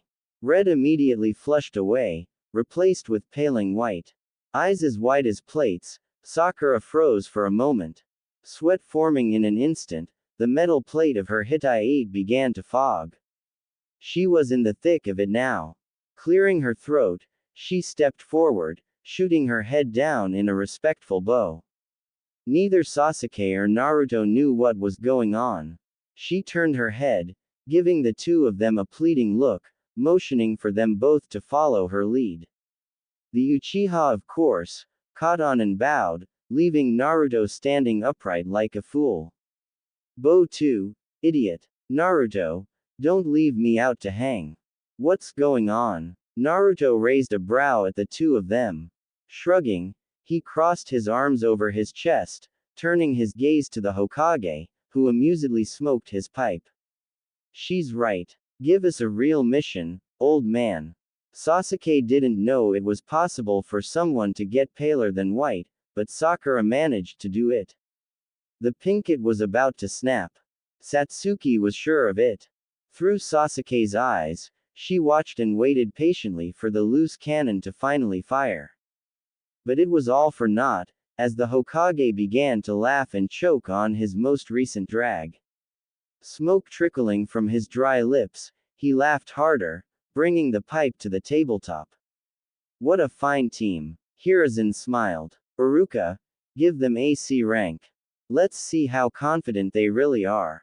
But Hokage-sama. Iruka turned to the man. They've only been active for 3 months. We can't. I am Hokage. I just made an order, Iruka-kun. Why yes sir. Iruka fumbled through the list of missions. Bringing up a scroll, he tossed it to Kakashi. Naruto means a lot to me, Hitaki-san. Do not let him get hurt. You and me both, Iruka. Kakashi gave him a lazy nod. Alright, kiddos, stop embarrassing yourselves and let's get this mission started. Waves. Water. Ninjutsu. Senbon. So much had happened since they crossed that fake water puddle. Chains and a pair of morons who thought too highly of themselves. Loath as Naruto was to admit, Satsuki was right, he did lock up. If it weren't for Sasuke's instant reaction time, those guys would have done something far worse than kill a substitution jutsu. Those clawed gauntlets and the spiked chains that seemed to never end. Once more, Naruto looked at the raven-haired boy, rather, the girl who hid behind the smoke and mirrors. Something different from the normal emotion began to spur within his chest. Maybe in the past, he didn't really notice Sasuke because of his dickish tendencies. Looking at the raven-haired Uchiha now, it was like looking at art.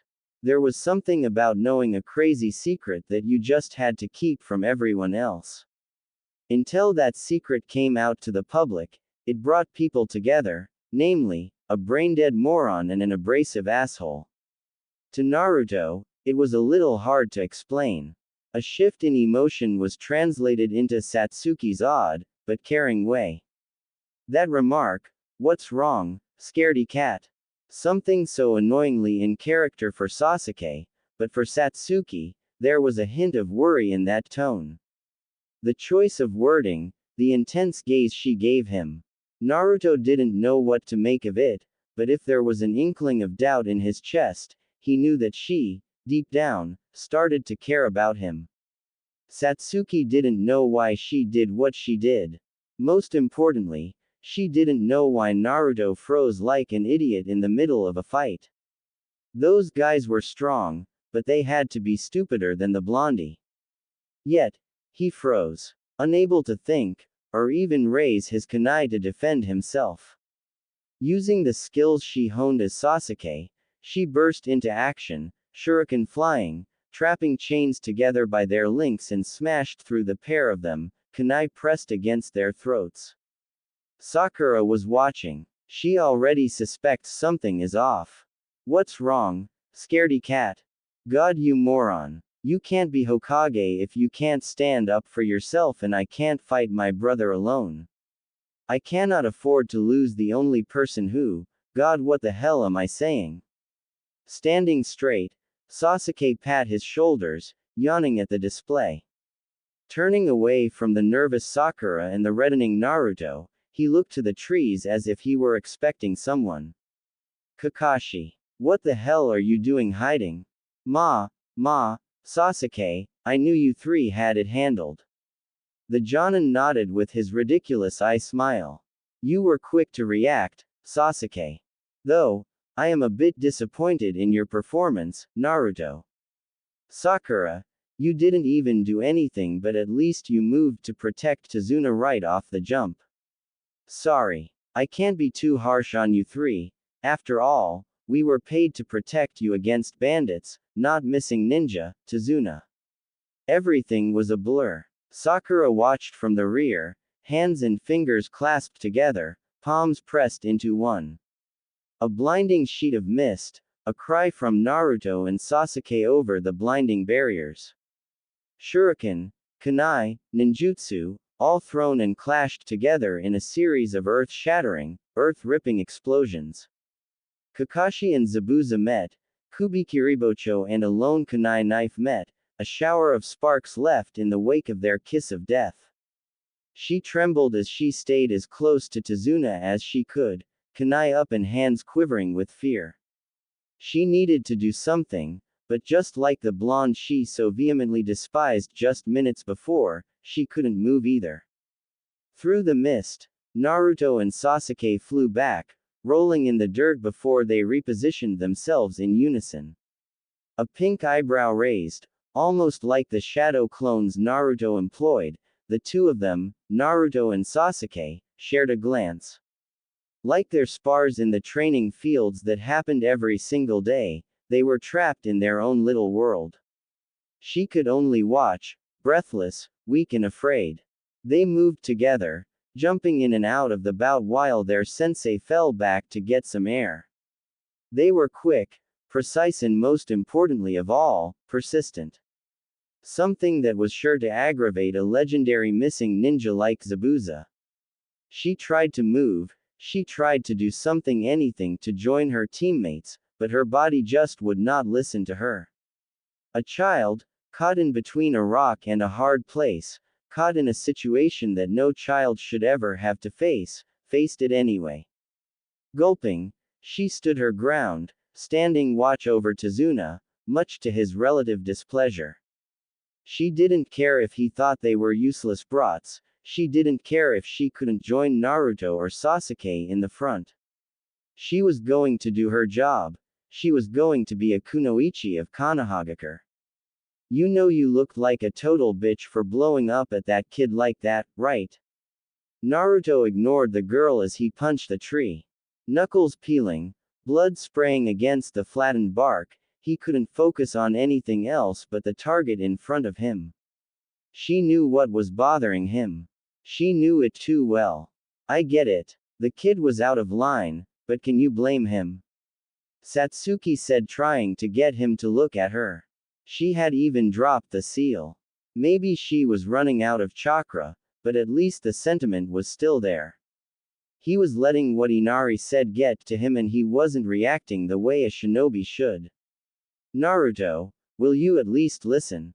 He didn't stop. Fists flying, smashing until the bone was left as bloody paste and reeling skin. Satsuki had half a mind to pull ointment from her pouch, but the trickling steam stopped her actions. She watched carefully as the battered bone and the blood spilling free began to suck in. Skin rolled and merged, sealing over the hills and troughs of his new knuckles. He was in a daze, eyes pressed toward the tree trunk, as if there was nothing else in the world. If she was feeling a little conceited, she jokingly imagined herself standing pressed against the tree. The idiot needs to calm down. Hey, instead of breaking every bone in your tiny body, try chakra control instead. It tires you out quicker and most of all you won't be hurting yourself in the process. What if I fall? Naruto asked in an uncharacteristically small voice. I'll catch you. Satsuki crossed her arms under her chest. What? Don't trust a friend. I thought you said we weren't friends. What can I say? She smirked, rolling up her sleeves. Naruto winced as she grabbed his still bloodied hand with a wet rag. Chakra rolled between her fingertips, fire chakra coming to life, igniting into unseen warmth. The boy flinched as she pressed the rag against his hands, careful not to agitate the bone and skin. Over these last few months, you've grown on me somewhat. Sasuke or Satsuki? Me. Naruto blinked at the word. As simple as it was, it really struck a chord with him. Her sincerity could not be faked. Gulping nervously, she kept her gaze on him, as if there was something stuck to his face. In deep focus, she reached up, surprising him further. A clink and a clank, the shuffling of fabric and linen, she reached up with a dry rag and dragged it across his hiatus. No words were shared as she went through her motions. He sighed, through flaring nostrils before finding the words to say to the Uchiha. Under the moonlight, her face contoured to the shadows, really showing the Uzumaki just how beautiful she really was. A small nose, sharp eyes, fierce fire burning within her soul. She was getting closer, almost uncomfortably close. His hands trapped in her grip. She simply continued her motions, wiping the flaking blood from between the webs of his fingers. Onyx hair had fallen, framing her face, some bangs gathering to the right side, hiding half her face from view. He had a conversation planned, a declaration to change the mood or something, anything, but whatever he tried to say, choked at the tip of his tongue, leaving him gaping like a stupid fish. Which, being honest with himself, wasn't far off from the truth. Lithe fingers still topped with calloused pads, drifted between the calluses of his own, rough and scratching against the troughs and cracks. Her chakra springing forth, he sighed again, this time, devoid of the frustration that had been building in his heart and head. It was soothing, relaxing and honestly, the most calming sensation he had ever felt. He couldn't help but wonder where this Satsuki had come from and where she had been since they met. She was always a tough abrasive bitch just waiting for the first excuse to insult and hit him. Yet, here she was, handling his broken hands as if they were delicate flowers. Huh, maybe she is a tsundere. I've been thinking recently, Naruto. Satsuki said, flicking her hair from her face. The silence broken, his gaze fell to meet here Onyx's eyes. I have been a little rough with you, haven't I? I want to apologize if I ever overstepped any bounds. Naruto choked, pulling away from her. What brought this on, all of sudden?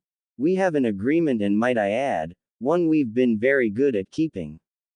Besides, what's a little pain? I've dealt with worse anyway, right? Her eye twitched for a moment, but for once in his life, he said something that wasn't ridiculous. Before he could walk away, she grabbed his hand once again, forcing him to stay still. If you're going to keep training, at least remember the other part of the bargain. We trained together. As much as it loathes me to say it, Sakura understood the tree walking exercise better than both of us. I'm pretty sure you can imagine the kind of hurt that dealt to my ego. So, the Uchiha admits to having an ego. Naruto quickly surmised. Receiving a head slap, he cringed, giving her a look, hello. Injured here. That's only because you don't know how to deal with your problems the right way. That's cute coming from the supposed boy. Naruto raised a brow. Satsuki didn't respond the way he thought she would. She shook her head, rolled her eyes and smirked a little before returning to her motions. He winced as her grip tightened between his knuckles, but it never progressed into violence. For all her bravado as Sasuke, alone in the woods, far from any prying eyes, she was sweeter than any girl he had ever known. She was tender when she needed to be and a complete slave driver when she wanted to be. There was almost no telling what he'd get when they were alone and the seal was turned off. Sheathing the rag, she gave him a nod. Come on, we have trees to climb. Last one to the top pays for ramen when we get back. Deal, loser. In the instant the words left her lips, She watched the somber expression, the uncomfortable blush and the glimmering water clinging to the surface of his cerulean eyes, evaporate. All of it. Every emotion was suddenly gone. Like a flick of a switch, or the dropping of a dime. His lips curled upward, his cheeks creasing as the whisker marks contorted to his face-splitting grin. His teeth, pearly white in the moonlit night. It was contagious. She couldn't help herself as the smirk of her own began to rise. They gave each other a nod, drawing kunai from their holsters. Another look, a knowing glance, a connection as strong and as fresh as when their knuckles first bumped in her poor apartment. Matching positions, crouching down to prepare for the sprint, they burst forward. In the distance, unbeknownst to the two of them, a Pinkett was watching with groggy, but confused eyes. She had gone out to look for them. As odd as it was, what Naruto said to Inari really struck home to the young Kunoichi who, in retrospect, felt like she didn't belong. In a moment of weakness, this is where they were brought, this is their new mission, and with missing ninja, a powerful former shinobi swordsman of the mist and a hunter ninja somewhere rummaging through the lands of Wave, it was uncertain what her fate would be. However, those words, that declaration was made with such passion, such vigor, something within her heart began to bubble. Like a pressure that needed release, like a thought that replayed in an infinite loop, like an itch that refused to be scratched, it had awakened something within her. The will to do what needed to be done, the will to keep progressing further, to be a kunoichi. Whatever that meant, she knew it wasn't what the books told her. It wasn't what definitions could ever quantify. What she did that day in the field against Zabuza, before that fake hunter ninja took him away, was one of the most exhilarating and eye-opening moments of her shinobi career thus far. Their first C rank turned into an A- rank mission. If the situation weren't so terrible, she might have laughed at their misfortune. She could only imagine what Ino would be doing if her team were stuck in the same predicament. As she neared the sound of breaking wood and crunching leaves, she stopped. Eyes turned to the canopy of the forest. Branches rustled, wood was sliced and chakra was expelled. Closing her eyes, she began to sense commotion. Naruto and Sasuke were, of course, training. She wound up her courage, stiffened her upper lip and walked through the bushes, stepping into the clearing. They were always running off to improve themselves, leaving her with the lazy bum their sensei was. Now, with him out of commission from chakra exhaustion, there was no telling how long it would take to get him back up to full strength. She needed to train and work harder to be on par, or at least close the distance between them. Bringing a hand to her lips, she called. Naruto. Sasuke. See, can I join you two tonight? Rustling branches stopped. There was a pensive silence, one so deep, she could hear her own blood vessels. Naruto poked his head out from a wall of leaves and fruits. Sure, Sakura-chan. We're trying to practice our tree walking, so I don't know if. I read that a master is an eternal student. She said, tying her hair up. You can always improve. Wait up. Bursting up a third tree, as graceful and perfect as she did the first time, she jumped and landed on the same tree branch, eyeing Sasuke and Naruto, their faces drenched in sweat and small cuts from the branches and sticks. To her surprise, Sasuke was out of breath, but smirking at the two of them. His duck-butt hair, his onyx eyes to Naruto's bright blonde hair and whisker marks shrouded in shadow. All right, Sakura, Sasuke said. She immediately snapped at attention. It was rare that he would talk to her so openly. Here's the deal. You are the most talented one here when it comes to this chakra exercise, so you'll be the judge, all right? Judge. Yeah. Naruto smirked, wiping sweat on his sleeve. Whoever reaches the top of their tree last, has to pay for ramen when we get back to the village. Why you eat ramen, Sasuke? HN. What can I say? Hanging out with the loser has rubbed off on me in all the wrong ways. Sakura tried to hide the blush growing on her cheeks. Oh my god, wording. Yeah, Naruto snickered, if anything, it's you rubbing off on me. When was the last time you let me even have ramen outside of a cheat day? That's the point of a diet, moron. They're feeding each other. Sakura brought her hands to her cheeks.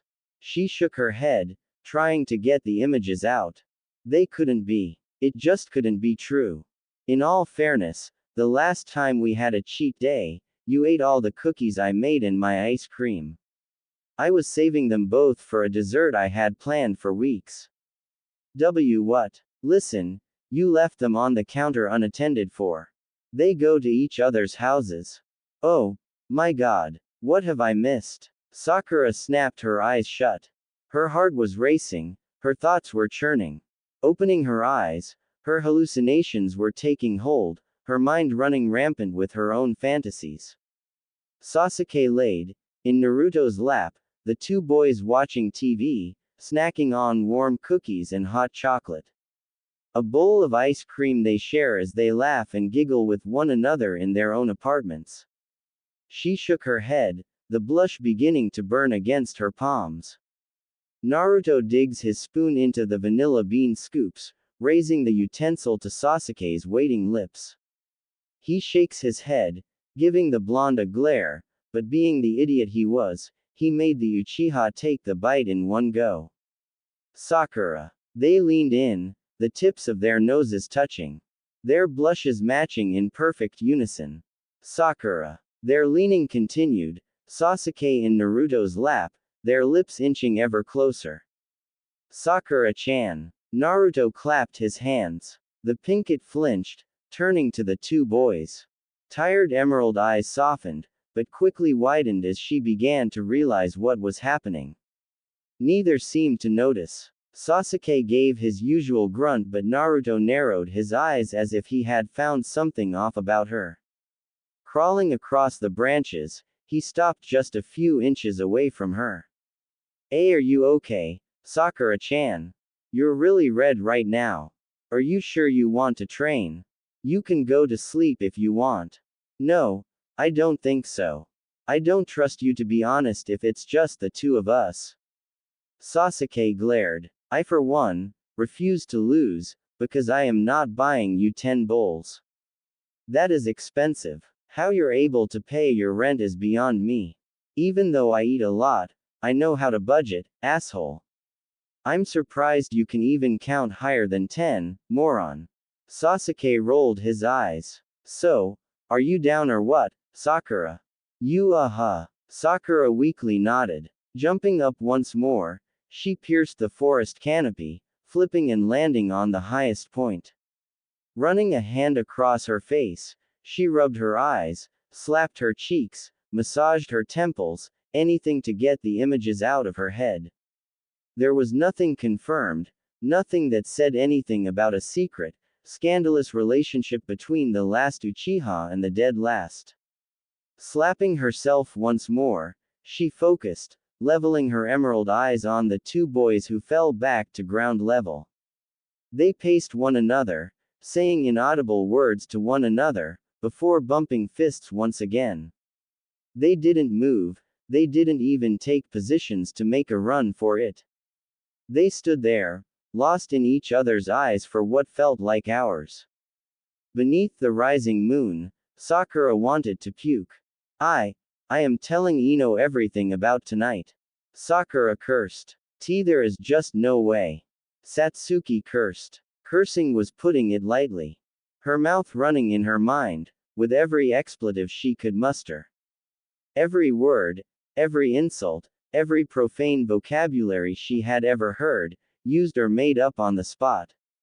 Trapped in ice mirrors, surrounded in blinding mist, that girl she and Naruto met in the forest, she was here, hurling Senbon in rapid succession. It was impossible to follow, impossible to dodge, even for her agile body.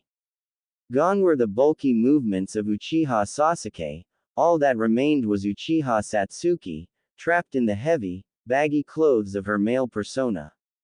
Rolling about the finished section of the stone bridge, she reacted as her body made movements of its own. She kicked out, throwing Naruto back. Despite how stupid it was, despite the Senbon digging into her shins, she didn't regret it. Thoughts whirled in her head, chakra burning in her arms and legs. She moved, wincing with every crease and tense of her muscles. She tackled Naruto, and he tackled her.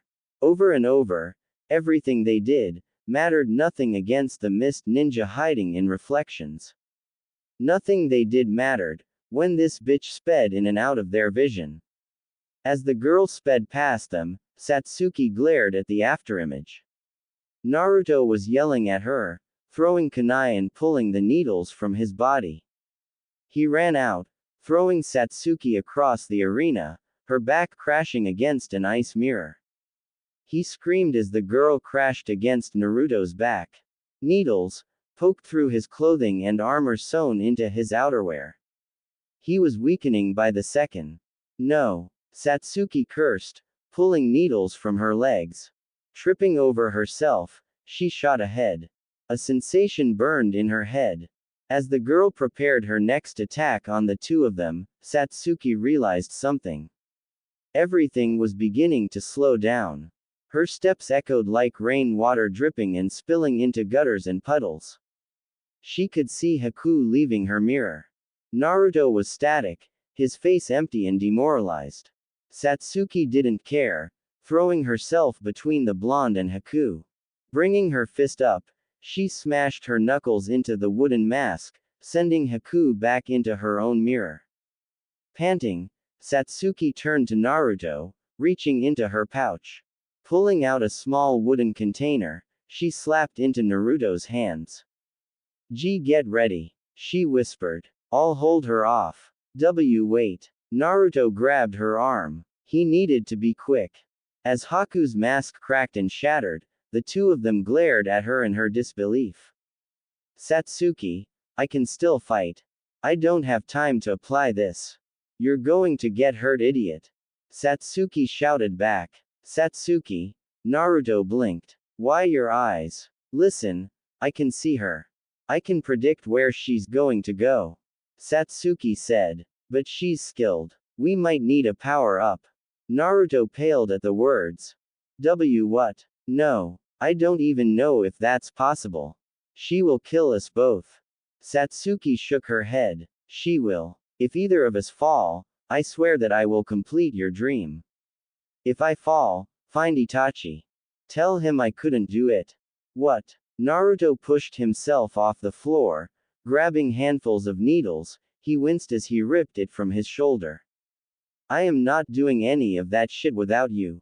You said it yourself, we're in this together. Sasuke turned to the blonde. Do you trust me? What kind of question is that? Naruto. Without a doubt. Then follow my lead. Do what feels natural. Just like we trained. Haku burst from a mirror, her brows furrowed, a sense of discomfort in her chocolate brown eyes. It was quick, but Satsuki was able to catch it. She made a shout and Naruto immediately followed, throwing himself to the ground. Slow motion, after images, things happening before they actually happened. Satsuki's Sharingan blared wildly as she moved in to apprehend the mist ninja. Throwing her fist out, Haku yelped, at the knuckles cracking against her jaw. Before she could fly back, Naruto jumped up, wrapping his arms around the girl, bending back and slammed her on the stone slabs. Haku spun about, rolling away from Naruto's next body slam. She steadied herself, raising needles and kunai in defense. Before she could disappear into her mirrors, she panicked at the glimmering reflection of ninja wire, wrapped around her arm. She gasped, following the strands as they led directly to Naruto's teeth. Eyes wide, she pulsed her chakra trying to defend herself. There was no way that the two of them were able to figure out her abilities. There was no way that even with some power up that they were able to see through her movements. Pulling back on the ninja wire, It gave Satsuki enough time to close the distance. To her surprise, Naruto was incredible sturdy, not once moving an inch, and he wasn't even pulling back. To their surprise, Haku did the unthinkable. Taking the kunai of her hand, she sliced through the ninja wire and sunk back into the mirrors. Naruto and Satsuki threw their backs together, eyeing the mirrors as Haku appeared and reappeared, blitzing between each image, never once leaving the confines of her mirrors. Despite everything, despite how annoying her skill set was and how woefully outclassed they were, she was glad that Naruto was still standing beside her. This ends now. Satsuki-chan, Naruto-kun. No way. I should have seen this bullshit coming. Raising her kunai, she prepared herself. I've fought Naruto a million times, literally because of his shadow clones. This bitch thinks she's fast, well, I'm faster. Naruto. You're right. Neither of us are dying here. None of us. Naruto had a dopey look on his face as they entered the gates of Konoha. Sakura giggled at Kakashi's offhand comment and Naruto laughed too, but Satsuki, back under the guise of Sasuke, had her hands shoved into her pockets, head lowered and eyes planted to the ground. Something about the whole mission hit her somewhere personal. Her Sharingan had awakened, her chakra control had never been better, and on top of that, their training sessions together had worked. They proved that through brain-dead persistence and having someone to compare yourself to helped in ways wooden training dummies could never. But something irked her. It was almost personal. Red chakra had spilled from Naruto's body. Haku was treated horrendously because of her Kekkei Genkai and was used and experimented on until Zabuza found her and made her parade as a boy for her protection. If things weren't contrived enough, even when Naruto was on his last leg, he convinced Zabuza and Haku to turn away from their mercenary work, embrace each other beyond master and student but into father and daughter. Biting her lip, Satsuki lowered her head further. What would life had been if instead of leaving her to suffer, Itachi took her with him? Instead of torturing her, breaking her mind in Tsukuyomi, he pitied and ran away with her to wherever he went. What life would be like, the two of them, brother and sister against the world. Biting her lip, tears watered in her eyes. Haku was just like her. Powerful blood flowed in her veins just as her own, and people just saw a monster, or something to examine. Was that the life of powerful people? Was that the life she thought she would ever want? Her thoughts turned away from the darkness creeping at the back of her head. Fists began to clench at the dopey smile, dopey eyes, a blush marking his whiskered cheeks like a red flag. Onyx eyes narrowed at the blonde as he laughed with Sakura as if they were the best of friends. The Pinkett even looked back at Sasuke, only to immediately drop all joy for a split second and look away. First Haku kisses him, then Sakura wants to be his friend all of a sudden. Satsuki wanted to gag. Rolling her eyes, she reached in her pouch and pulled her wall. Naruto, hearing the jingling of coins and the shuffle of Ryo notes, turned to Satsuki. A knowing look in their eyes. She lost fair and square and it was time to pay up. Wave was a wake-up call for all three of them. Sakura had proven herself somewhat useful and willing to learn. Naruto outpaced her at an astonishing rate and she now had to learn how to utilize her Sharingan. Shaking her head, she frowned, looking away, a hint of red beginning to form on her cheeks. Haku was all she could see. Clinging to Naruto's arm like the annoying fangirl days of Sakura and Ino. Her stupid brown eyes and stupid black hair. In case we never see each other again, I just want you to know that you can do so much better, sister. Satsuki sighed as Kakashi gave them a wave and disappeared toward the Hokage Tower. Entering Ichiraku, Tsuki and Ayame were quick, knowing immediately what Naruto would order. Satsuki rested the little satchel of money on the counter and sighed in defeat as Naruto already finished his first bowl. Looking over, Sakura's face was blue with disgust, she hadn't even ordered yet. With a palm to Sasuke's face, Satsuki sighed in defeat once more. It's not so bad. But God, does this annoy the hell out of me. Maybe I am a tsundere.